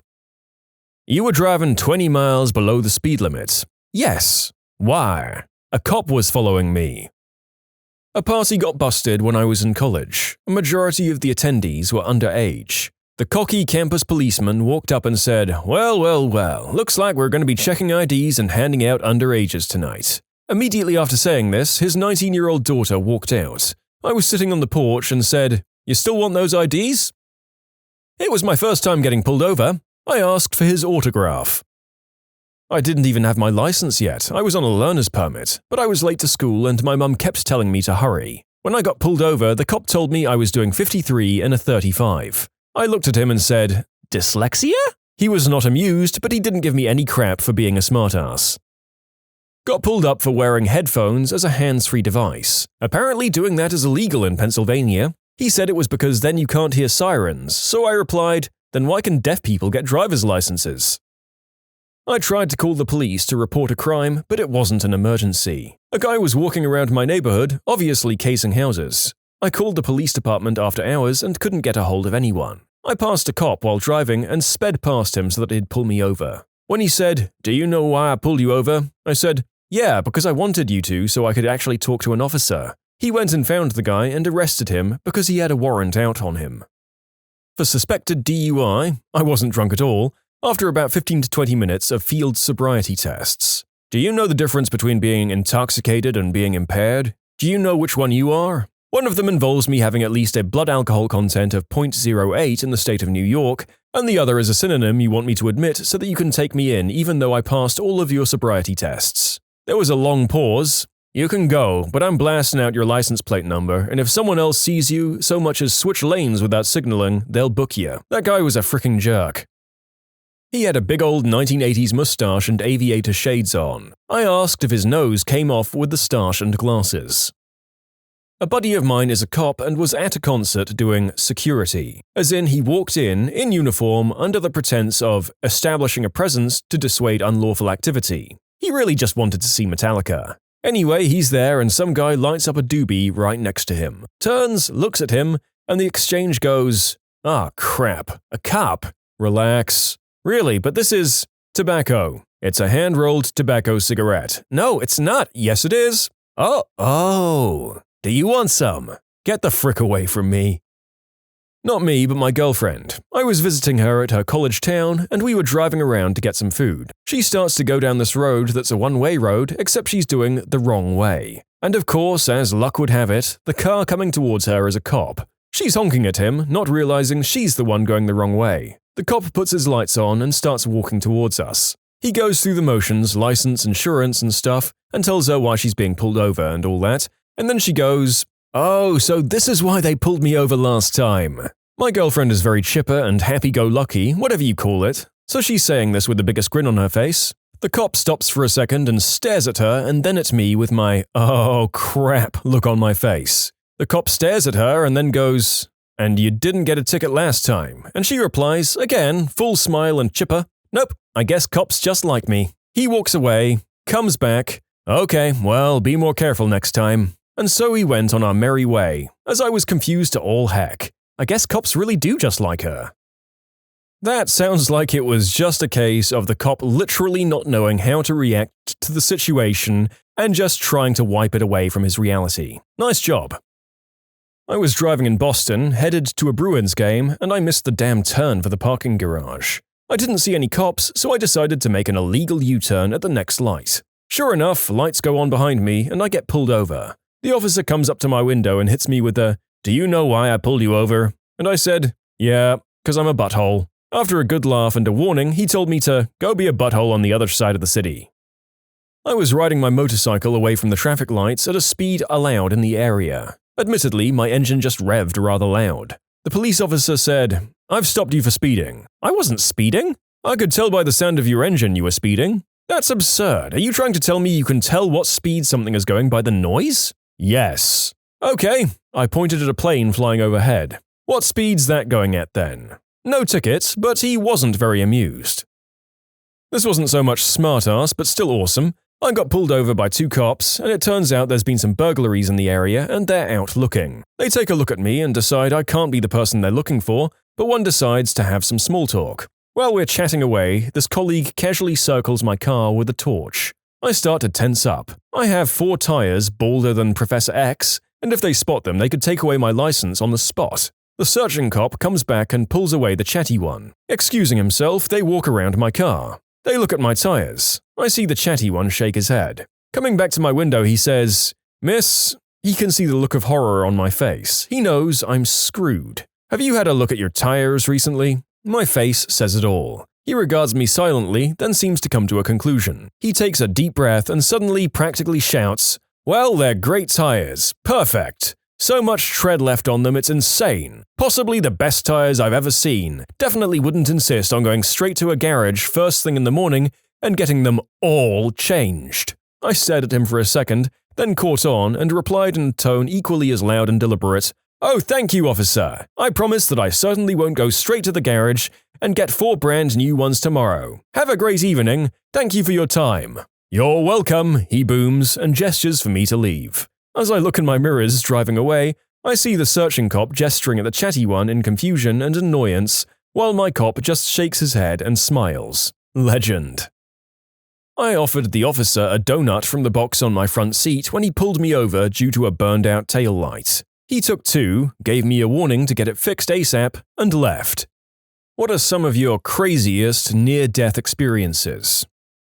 I'll explain. I work as a millwright for a company that manufactures automation equipment. Today I was working at a bench near the machine shop when my IT guy came in to install my new shop PC, a speedy little unit armed with a P4, 768 megs of RAM, and one hell of a heart. I know, you're jealous. I leave the bench to go and enter my password on the shiny, new piece of tech and have a few words with him about the sad state of affairs. No more than a minute and a half later, I hear a horrible sound of metal hitting something solid, and then what sounded like someone threw the biggest ninja star in the world across the shop. By the time I looked up, it was past us, and as I turned around, it struck and mangled a shelving unit against the far wall. I ran over to make sure the machinist was okay because he was working on the lathe, and I figured out that was where it came from. The lathe is a machine that can turn pieces of metal at over 1,000 rotations per minute. He was fine, but pretty shaken. Turns out the adjustable dead stop at the rear of the lathe came apart, no fault of his own, at a high speed and hit the floor and went merrily on its way. The dead stop is a 4-foot piece of 1.5-inch solid steel bar, not something to be messed with at 100 miles per hour. It was jammed about half an inch deep into reinforced concrete. The worst part was, I followed the path it took and it was directly over the top of the spot on the bench I was working at. I bought a lotto ticket and a big bottle of Jameson's when I got home. Tonight we drink, because we didn't get decapitated today. I was working at a normal boring office job and I needed to come in on a Saturday to get some work done. So I parked in the parking deck and got in the elevator to go down to the first floor. The elevator was sort of old and crappy and I'd seen people working on it on and off all week. I got in and everything went normally until I reached the first floor. As the elevator settles into place, I hear this loud metallic clanging from somewhere far above me, followed by a loud scraping noise that's obviously something sliding down the side of the shaft at freefall speed. During this, the door starts to open and I'm gripped with indecision as to whether I should leap out of the elevator or take my chances where I am. I decide to run for it, but about half a second later my decision is made for me when a large steel panel, maybe about 4 by 6 feet, flashes guillotine-like through the space between the open elevator door and hits the bottom of the shaft with a thunderous crash. And then I step out of the elevator and the doors close like nothing has happened. And of course, it turned out the door I was trying to use was locked on the weekend, so I had to go back up to where I started from. I took the stairs. It turned out later that the guys doing the work had forgotten to refasten some sort of panel on some machinery. If I'd been half a second faster at deciding what I wanted to do, it would have cut me in half and nobody would have found me until Monday morning. In short, almost got cut in half due to crappy elevator maintenance. I kind of feel like this was your final destination near-death experience and that you should have been very careful going forward. Except, hold on, this post was 12 years ago. No more answers from the author on the story since then. Oh, thank God, he's writing on other things. He's fine, folks. He's fine. 2 weeks ago, I had some weird chest pains and decided to walk to the ER. It got worse as I went, but by then I was pretty close to the place, so I just kept going. I walked in the automatic door and within 4 seconds, I hit the floor. Heart attack. This was at 2:30 in the morning in this dinky little town. If the heart attack had hit me a minute sooner, I would have laid out on the sidewalk and died. They tell me that my heart stopped for 3 minutes. I don't think it would have started up again without the compressions and shock paddles and whatever else they did. If you're going to have a heart attack, I highly recommend having it right there in the ER. We had a loss of depth control on my submarine while in some heavy seas and in not-so-friendly territory. Sunk out very deep and had to use the emergency blow to regain control of depth. One of the dudes in sonar with me started to cry. It was some spooky stuff. Funny enough, the same thing happened to our boat on the East Coast. We were somewhere where we weren't supposed to be, And the captain thought that since it was slow and nothing was going on, why not run some drills in prep for OSA, Operational Safety Exams for the layman's, when we get back. We ran the loss of propulsion drill, and the nuclear engineers couldn't get it back up and running, and something broke. We sank out way past recommended depth, and we had to emergency blow to get back up, and we barely made it back to the surface before emptying the tanks. The sonar sup on watch lost it and had to be relieved. I was fire control technician on watch at the time, and nothing is worse than coming up to the surface and not knowing what's out there that could hit us. This happened just today, actually. I'm visiting my eldest brother for the week, and while he's at work today, I decide to go on a bike ride to see the neighborhood. I find his bike and take it and start going down the road. The roads are mostly flat, and I soon find myself going down a side road with lots of bushes and trees on both sides. Then the road starts to become a downwards incline. Not too steep, but steep enough where I'm gaining speed without pedaling. I'm going now at a decent pace and remember that it's an unknown road and I don't have a bike helmet on. I should slow down. The brakes don't seem to be working. Moving faster now. Down the hill, getting steeper. Wait, what the heck? I've got no brakes. At this point in time, I'm really moving fast. I was pretty much going about as fast as someone that was biking all out under their own power on a flat piece of land could go. I look ahead to see if this hill has any plans to flatten out before something bad happens to me. This is a problem. The road ahead, about 25 meters away, takes a sharp turn left. I can't see past that turn, but I can see that it's a downward slope the entire way. I had a choice. Take the turn blind and hope that the road is safe and the hill flattens out, or do something right now to stop my bike before I get to the unknown turn ahead. I decide to do the latter, and aimed for someone's bushes on the side of the road. About 5 seconds later, I slammed into the bushes, moving about, 20 miles per hour? It was a lot more painful than I thought it would be. I got the wind knocked out of me, and was covered with a dozen cuts or so, some of them bleeding through my clothes. As I limp over to drag my bike out of this yard, I get a chance to see what's around that blind corner. After the turn, there was about 10 feet of street and then a stop sign. It then crossed a 4-lane frontage road that was full of cars moving in either direction at high speeds. If I didn't decide to crash into the bushes, I would have taken the turn and found myself moving 20 miles per hour right across 4 lanes of busy traffic. In short, 6 hours ago I made a split-second decision which ended up saving me from slamming into traffic on a bike. I was urban exploring at an abandoned jail during my high school years. We were on the 3rd floor of a building and there was a catwalk that was behind and between the cells, which we decided to explore. Below us was a drop of about 40 to 50 feet to a bunch of mangled metal and concrete in the basement. As I was walking on the catwalk, it rotted off the boards and began to fall downwards. My friend was behind me, luckily, and grabbed me by my hoodie while jumping on the seesawing catwalk. I still owe him to this day, because I'm sure I would have been impaled on something had the fall not killed me. Needless to say, my stupidity would have killed me. I make plastic injection mold, which produce plastic parts for the automotive industry. When two halves are together, they can get pretty huge when making things like the inside door panels or truck grills and whatnot. Anyway, I was once operating an overhead crane trying to separate two halves of the mold, each half being about 10,000 pounds. I was leaning in close because when separating these, the top tends to get cocked, and you need to adjust the position of the crane in small increments to get the weight to come off just right. I was constantly needing to adjust in one direction, which after about 5 seconds started raising some red flags in my head, since that's a pretty extreme adjustment. I looked up and someone was operating the other overhead crane and without knowing it was pushing mine out of position. In the span of time it took me to yell, "Hey, frick, stop!" My crane had been pushed far enough that my load basically sprung off the steel horses and shot towards me. I got super lucky, and the load ended up balanced on the single horse. A few inches either way and it would have fallen off and I might not be here today. It was a pretty scary day.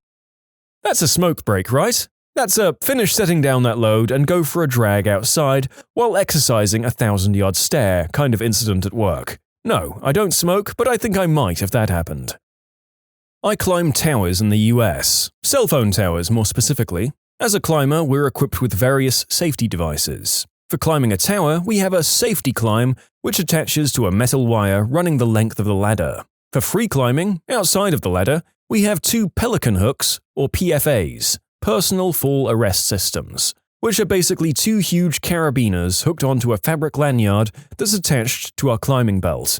On top of all of this, we have a number of adjustable lanyards, pelican hooks, and carabiners to make working as safe and smooth as possible. One day, in particular, I was working on a tower in California, roughly 350 feet tall, give or take. Anyone who's been mountain climbing in California knows that it can get windy. Where are the most cell sites located? On mountaintops. Better reception, more range, but not fun to work on when bad weather rolls in. This was one of those days where the weather chose to work against us. We arrived, and as soon as the truck door was flung open wildly by the wind, we knew the day was going to be horrible. There's not much you can do aside from put on all the layers of clothing you have and hope it's enough. I suit up, throw my belt on, and stand at the bottom of the ladder, looking up for a moment and listening to the wind howl as it passes through the various tubes and slots of metal situated on the tower. It's a haunting sound. So we climb the tower, and about 3 hours into work, I move to work on a new antenna. I do the usual, double-check all of my connections and slowly put my weight on said connections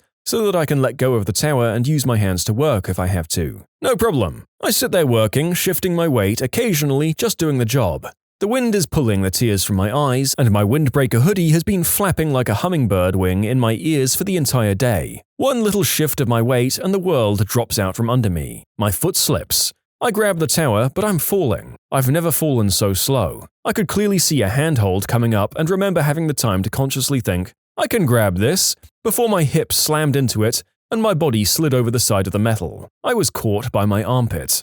As traumatic as it was, I don't remember much after catching myself. I sat there stunned for a minute and looked up to where I was working. I would guess that I fell roughly 15 to 20 feet. I saw the crossbeam that I was tied off to bent slightly, and when I climbed back to finish the job, I noticed that the nut on the bolt holding the piece in was missing. I'm guessing it de-threaded over time, or maybe it was never there to begin with. More than anything, I remember just being embarrassed. I never told my co-workers. In short, a faulty bolt connection almost killed me on a cell tower.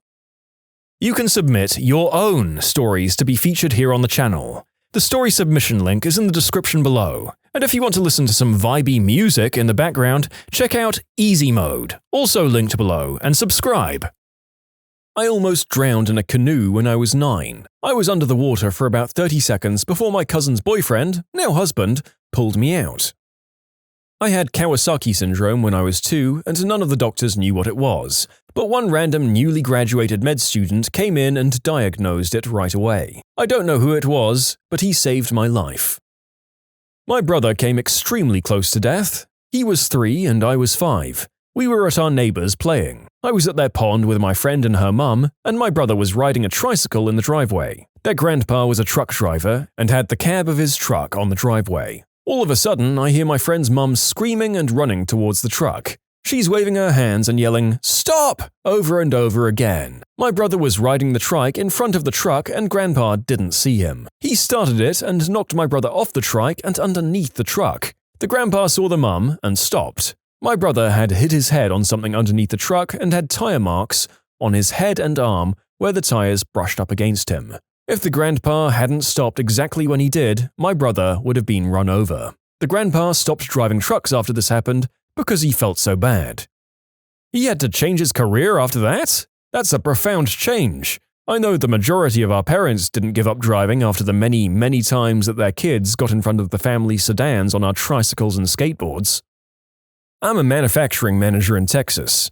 I've seen a machinist working on an automated lathe with his shirt untucked. The lathe malfunctioned and started operating when he was working on it, and caught his shirt. He was pulled up and over for about 20 times until someone could shut it off. He can't walk anymore.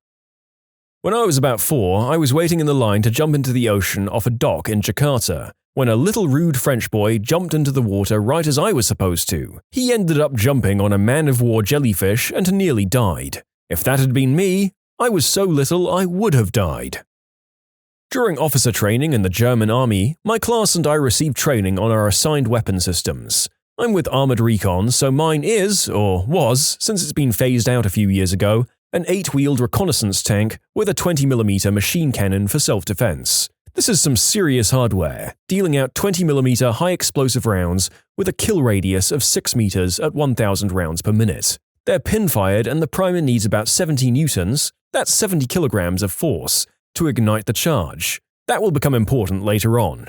So I'm tasked with loading the gun for some live firing as fast as possible, since we're already behind schedule. Now, the ammo comes in 25-round belts, which have to be linked and fed into the storage compartment inside the turret. This process is done by one person sitting inside. There are special tools to pull out single rounds, overlap two links, and connect the two belts with the spare round. These have to be used for safety reasons. I, being young and dumb but ambitious, of course choose to ignore all safety precautions because it's faster that way. The high explosive storage compartment is at about knee level in front of me and holds about 300 rounds. I'm trying to link the final belt to the snake-like chain of death half a meter away from my crotch, but the round I have to pull out is stuck in the link. I apply all my strength, but this is stuck, man. For a second, I contemplate using the special pair of pliers designed exactly for this task. Nah.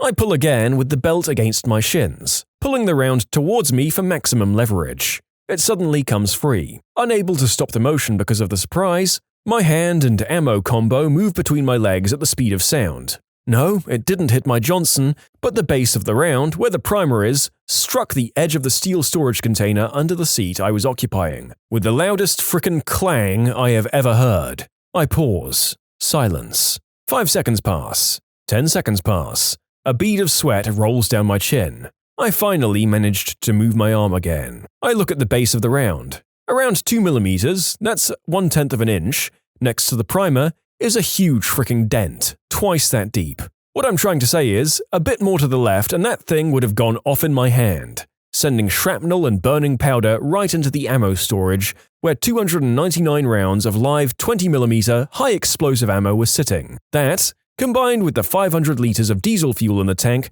would have provided quite a spectacular fireworks display.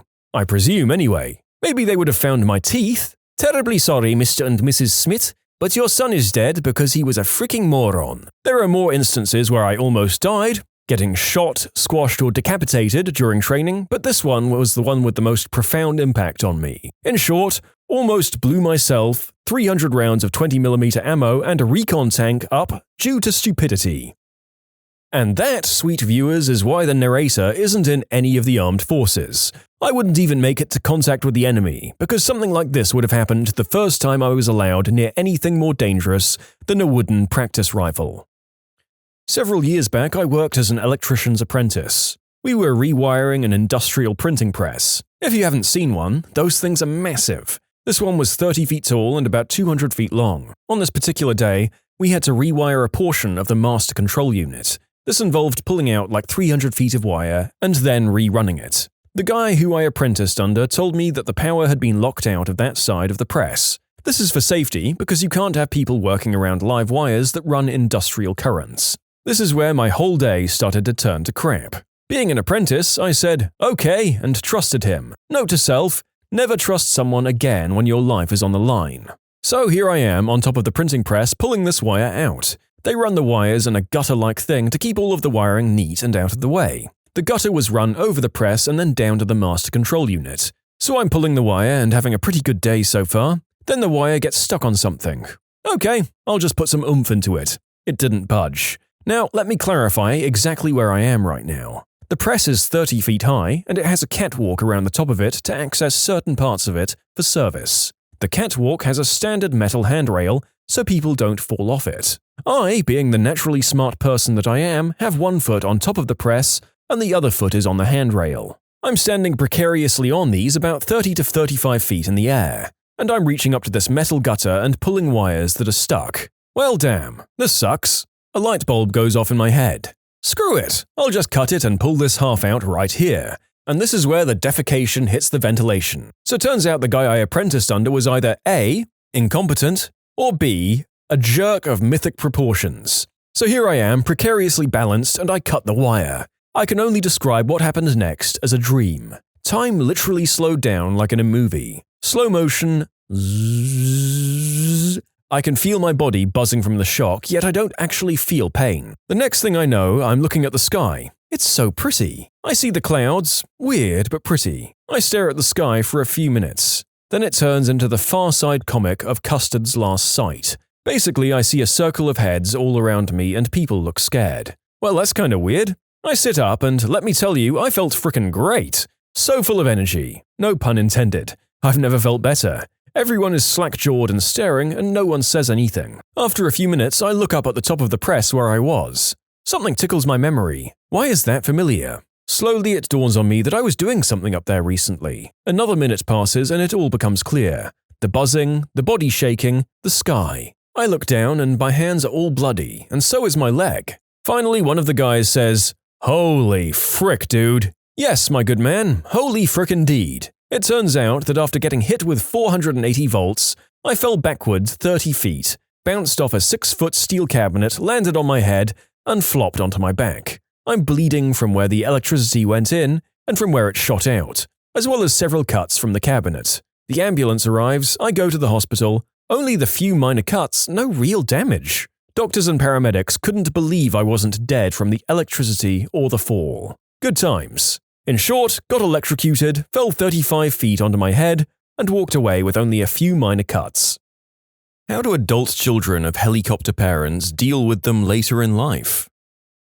My dad was never a helicopter parent. He was actually the complete opposite. My mum was a super helicopter parent. When I was a sophomore in high school, I got grounded from everything. I couldn't go anywhere or do anything. I had to go to school and come home. I couldn't watch TV unless it was about God. I didn't have a phone or a computer and couldn't listen to music. For months. It got worse and worse as time went on. She'd give me a curfew randomly one day and it would be different the next day. I'd get in trouble for not following a curfew I had no idea existed. She gaslit me so much that I often felt like I deserved what was happening to me. After going to therapy, I'm better able to identify between her more mean-spirited and bipolar tendencies. I'm working on minimizing contact with her, so whenever she's being a pain in my butt, I just tell her to F off.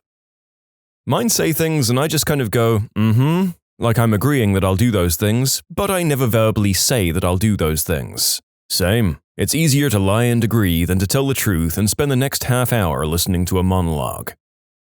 I still live with my parents. I avoid their invasive questions, but I'm pretty honest about everything I do choose to share with them. My siblings and I are whole adults, so they try to be less insane these days. Funny story though, the other day my sister and I were watching Pulp Fiction, and my dad waltzed into our room, stared at the TV for a second and goes, "That movie is for grown-ups." My sister said, "I'm 25.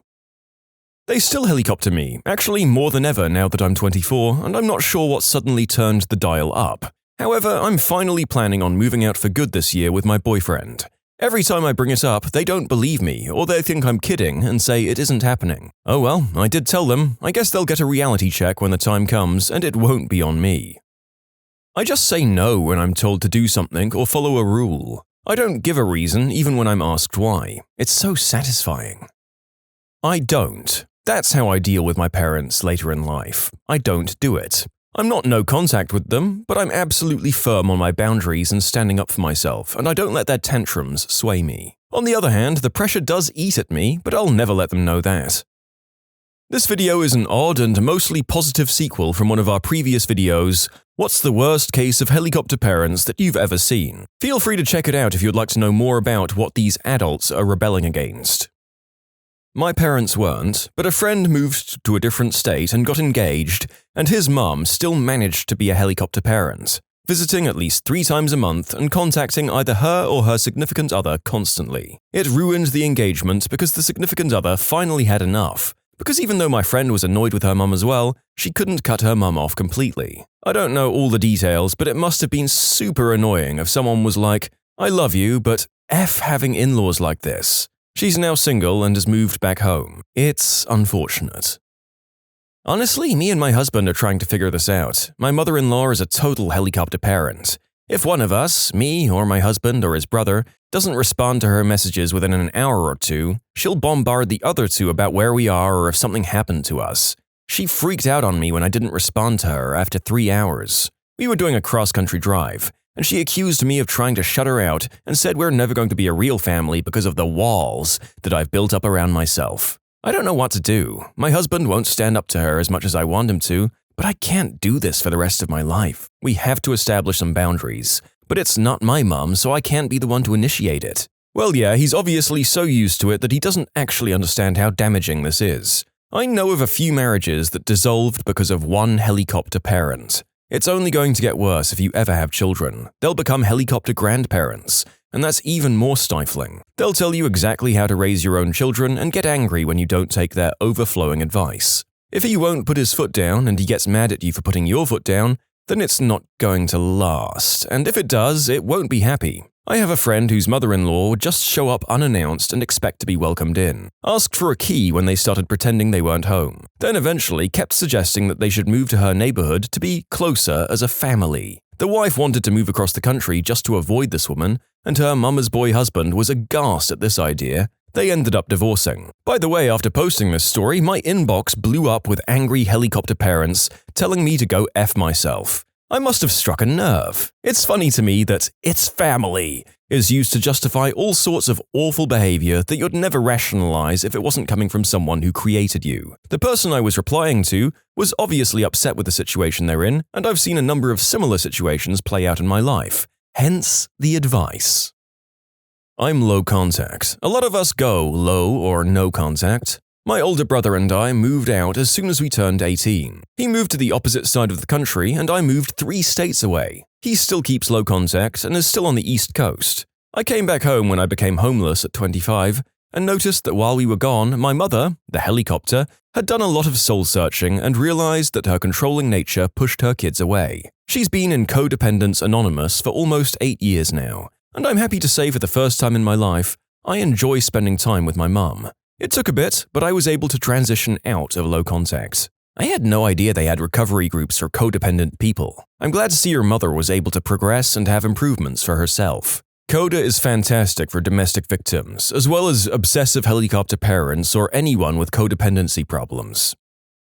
I ignore them. To be honest, it's also because I'm in a different city and have a hectic job, but there was also a period of slowly getting them used to the fact that they would not know and control every detail of my adult life. I don't know if I'd say I'm an adult because I'm 19 and still in college, and does that really count? But yeah, I just ignore them. They say, do this, and I say, okay, and then I do whatever the frick I want. They've got to drive 13 hours to get to me. I can't see them paying for a plane flight. What are they going to do, call me? I can just not answer it. They said, share your location with us, and I said, no, and it was amazing. They said, give me your password so we can check your grades, and I was like, nope, I can't, it's location-based, whoops, sorry, it's not. They say don't go out, and I just tell them I'm not going to frat parties. Meanwhile, I'm going like 3 hours away for 2 nights for a weekend trip with a whole damn frat. I tell them I wake up at 9 every day and go to sleep at 11:30 and that I eat 3 times a day. I have 4 friends that they trust that I always say that I'm hanging out with.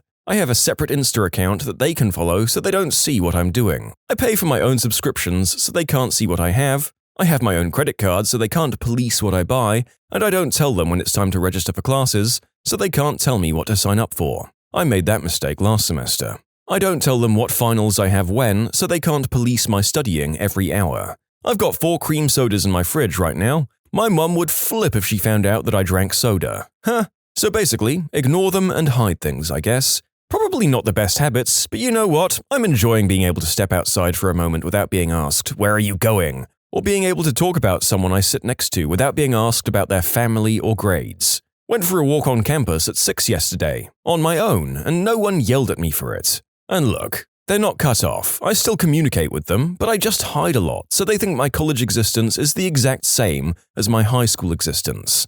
And I also don't answer every single call or text from them immediately. But I call home and say hi on weekends and keep them somewhat updated on what I'm doing. And no, I'm not fully financially independent yet. I'm working on it. I'm paying for half of college. I'm high-key too scared to try and discuss boundaries while they can still hold half of my tuition over my head. Although the last author's gripes about their parents are very much valid, I know that in my previously referenced video on them, I believe a number of said parental figures insisted on breaking into their children's universities and even job interviews, so you should consider yourself lucky in that respect at least. I had to be extremely mean and blunt with my mum. I'm a mid-30s man and had to straight up tell her that I have a family and my own life, and she needs to go and get a hobby or take classes or anything whatsoever that will give her a sense of value because I don't need a gosh darn interfering invasive mother any longer. When she started giving me the, "That's so horrible that you talk to your mother that way," or the, "Oh no, my kids don't need me anymore," I literally flat out had to just say, "I don't give a crap, mum, go work it out." I had to be super mean to her about it. Sometimes parents have to cut their children off, and sometimes children have to cut their parents off. It doesn't make me feel good, but I sleep fine. I feel ya. I moved back in with my parents in November. I'm 26, and when I moved back in, I explained to my mum that I usually go and hang out with my friends 2 to 3 times per week, and I enjoy being out of the house a lot. Still, when I come back home, I get several questions about where I was and who I was with, what I was doing, etc. It drives me insane, and I have to straight up tell her to stop questioning me. I feel bad about being so short with her, but I don't have much privacy there. My parents weren't that bad, but they were quite overprotective. After I turned 21, I still wasn't allowed out after dark and all that jazz. Had to let them know where I was going and who I was seeing in case I was murdered. What I did was move to another continent. I talk to them every couple of weeks over WhatsApp voice chat. They try and tell me what to do sometimes, and I'm just like, okay, and I don't do it. I'm white British and moved to the US when I was 24. Last I checked with them, my parents had agreed that my mum is no longer allowed out in the front garden without my dad, quote, because of all the blacks moving in. Just in case you wanted any confirmation on their sanity. The way that I got my mum to chill out on me was to tell her that I wanted to go to college out of state. That was the moment she realized she wasn't going to be protective of me forever, and it took her a long time to accept it. As of now, she's been a little easier on me, although she still sometimes treats me like a child. If I'm out of state, then I just limit contact with her and don't call home often. I think a lack of contact is the best everyone with helicopter parents can do initially, because it's just so refreshing to be by yourself with nobody breathing on your neck after so long. You can submit your own stories to be featured here on the channel. The story submission link is in the description below. And if you want to listen to some vibey music in the background, check out easymode, also linked below, and subscribe. My brother and I had no free time allowed growing up, just music and homework allowed. Now we're both over 30, my dad has passed away now, and he was never the problem to be honest. But my mum still does her best to control our lives, inserting herself into situations she doesn't belong in, and passively aggressively putting us in situations that she wants to happen. But cutting her off or telling her she's overstepping makes us the bad ones in her mind, so minimal contact and details are all that's left on the menu for her for now. My brother doesn't get it though and gives her the minute details of his life and then gets annoyed when she thinks she can have a say in how he lives his life. Limiting contact with my mother has worked for me as well. When I was in middle school, my friends asked if I wanted to join them, and I always had to stay home because of her migraine, etc. Because my parents are divorced, I moved in with my father and then later moved out of town. Somewhat cutting contact made her worry, and she stays on the phone for hours if I don't stop her when we talk, but it did get a lot better. My husband deals with this with his mother. We make decisions as a married couple, and then later everything changes after they talk to each other. Even situations dealing with our daughter. Like, I have no say even when he and I were on the same page before decisions were put into action. He's so desperate to please his mum that he turns his back on me. When I confront him, he blames me for causing drama or being petty. I don't know, his mum acts like she's his wife and he lets it happen. It grosses me out. I'm sorry to tell you, but this will get worse and you might only get your husband to listen to you if you persist on doing couples counseling. His behavior is putting your relationship in danger and he might need a good smack from someone else to see his wrongdoings. Don't let him step over you. Set firm boundaries with your mother-in-law and him now. Tell him to grow a spine. Do it for your child. Both of my parents have problems with setting boundaries with their parents, and it's unbearable. Stay strong and maybe visit the No Mill subreddit. My parents track my location at all times now. I'm 27. That way, they don't call the cops if I don't pick up within 30 minutes, which has happened multiple times. I once fell asleep on the couch and my parents couldn't get hold of me for an hour. They concluded that I hit my head in the shower and died. My parents are immigrants and only have me, so I'm not sure if that has to do with their anxiety. Stone-cold boundaries and a residence more than 1,000 miles away. This seems to be a brief summary of the majority of people's solutions to the problem. The other seems to be therapy, which to an extent requires some willingness from the parents to be open about the fact that they have a problem. And let's be honest, that might not be the case for everyone. You've got to rip that band-aid off, and it will suck.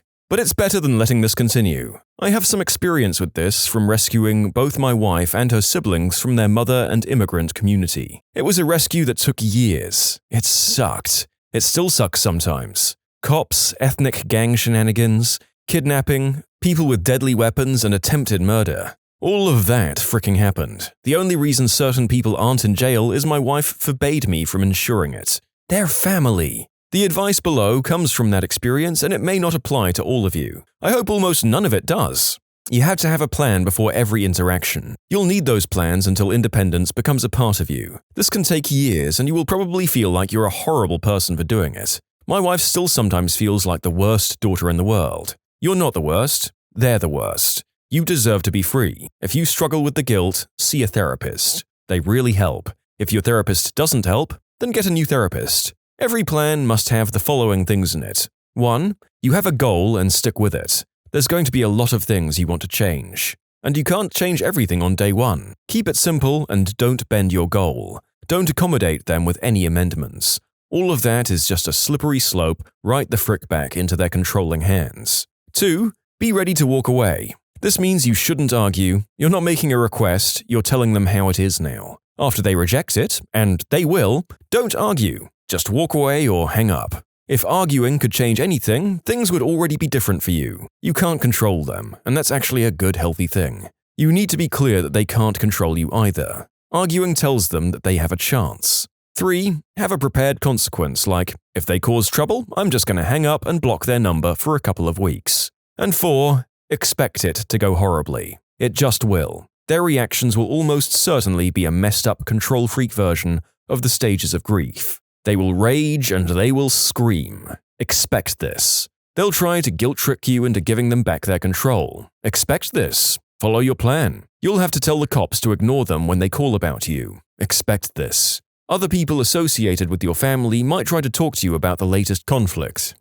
Expect their betrayal. Don't hate them. They're trapped in the same cultural bullcrap. Just don't assume they're on your side. If you can, do not meet them in person. They have to earn it by respecting your boundaries. The first meetings will almost certainly be manipulative, sneaky, or a guilt trip plot. Expect this and remember rule number 2. Walk away. Meetings may always be this way. You may want early meetings in a public place like a restaurant. If they come from a culture that does honor killing, you must consider the possibility that any attempt to meet or any sudden contact from another relative or immigrant friend of the family is actually a murder or kidnap or acid plan. And this isn't racist bullcrap, I've lived through this stuff. If you fall for it and actually go, protect yourself. Don't go alone, take a friend or two. My wife made the mistake of doing visits without me and horrible stuff happened every time. Don't repeat her mistakes. Make sure that people know where you are and that the people you're visiting know that other people know. If you're a female, this is even more important. Certain immigrant cultures see female children as family property. Your misbehavior is an embarrassment to the whole family and shames them in the community. Shame can turn to murder rage real frickin' quick, or it can simmer for months and a carefully crafted lie will lead you to a horrific end. Be paranoid, stay safe, and finally, no matter how many years have gone by, you can't visit the country they're from with them, ever. Over there, they can beat you all they want and have family and friends and culture crap to call upon to control you. This is real stuff that happens. Tricking uppity family into a visit home for a little correction is a very real thing to them. You can visit the old country, just not with them. And any visits with family over there need to be considered very carefully. The best thing to do is treat a visit like an actual vacation. Go to all of the popular vacation destinations and meet family for food somewhere once or twice, and then be on your way. Well, that was a very extreme guide on how to deal with a very specific sort of helicopter parent. Along with a few other complicated cultural factors, it seems like a very stressful and time-consuming process to break someone out of this situation. I hope you and your wife and her family have found a semblance of balance and happiness. Unfortunately, the helicopter behavior continued after I got married and had children. Eventually, the only way to gain control was to go no contact. Fundamentally, it boiled down to a complete lack of respect for boundaries. My happiness, marriage, and ability to be a good parent were all suffering because my mother was still trying to control my life. We tried setting up boundaries, but that only escalated things. I would have gladly gone to family counseling if she had agreed, but it was far easier for her to complain to her friends that her children don't speak to her. And yes, my brother cut her off too. I strongly recommend the following books: Stop Walking on Eggshells by Paul Mason and Boundaries by Henry Cloud. I also very strongly recommend counseling. 1. I moved to a different country. 2. I don't go back to visit. 3. When they come visit, they stay in a hotel. And 4. My husband, who was not raised in an overbearing environment, is always present when they visit. He serves as a reality check and is effective in shutting down misbehavior. And 5, I'm going to have to explain one day that they won't be allowed unsupervised visits with any children that I have. I ended up having to remove my parents from my life, and at first it was really hard. But seriously, they've controlled every aspect of it. When I was a kid, my internet time was limited and supervised. I was allowed like an hour a day on electronics. I wasn't allowed to play any violent video games. I really only played Mario Kart. I wasn't allowed to play Pokemon because it had evolution in it. I wasn't allowed to read Harry Potter because it was magic, and magic is bad. They decided which college I went to when I was 18. They decided which degree I got. When I was struggling to find work, they pushed me to go into a field I didn't want to go to, which I'm now stuck in. When I was sick as well, it was really rare that I went to the doctor. At one point, I was dying from a bad case of pneumonia, and they refused to hospitalize me, even though I was almost dead. Quite literally. My lungs were full of fluid and my oxygen level was running at 82%. Even on oxygen, that number didn't go up. Once I moved out of my house, I started to talk to them less until last year I finally just decided to cut them off. Talking to them gave me anxiety and they always tried to steer my life in a different direction, so I figured it was better to cut them out completely. At first it was hard, but it's gotten easier over time. My mother made my bank accounts, insurances, and even my mobile phone contract when I was underage, and she just kept them. I also think she stole money from me, but that's a different story. She said I wasn't able to manage this kind of stuff by myself. With the help of my significant other, I took everything back from her when I was 26. When I visited her, she tried to pressure me into stuff again, so I threatened her that I would pack up my stuff and leave immediately, and that she would never see me or talk to me ever again in her life. Those two things were kind of wake-up calls for her. Now she's so afraid that I could really go no contact that she keeps her stupid mouth shut. When you subscribe, make sure to hit the bell to turn on notifications. Put the playlist on in the background to finish listening to all the stories, or if you want some vibey music to put on in the background, check out easymode. If you like Am I the Genius, give Am I the Jerk a shot. Everything linked in the description.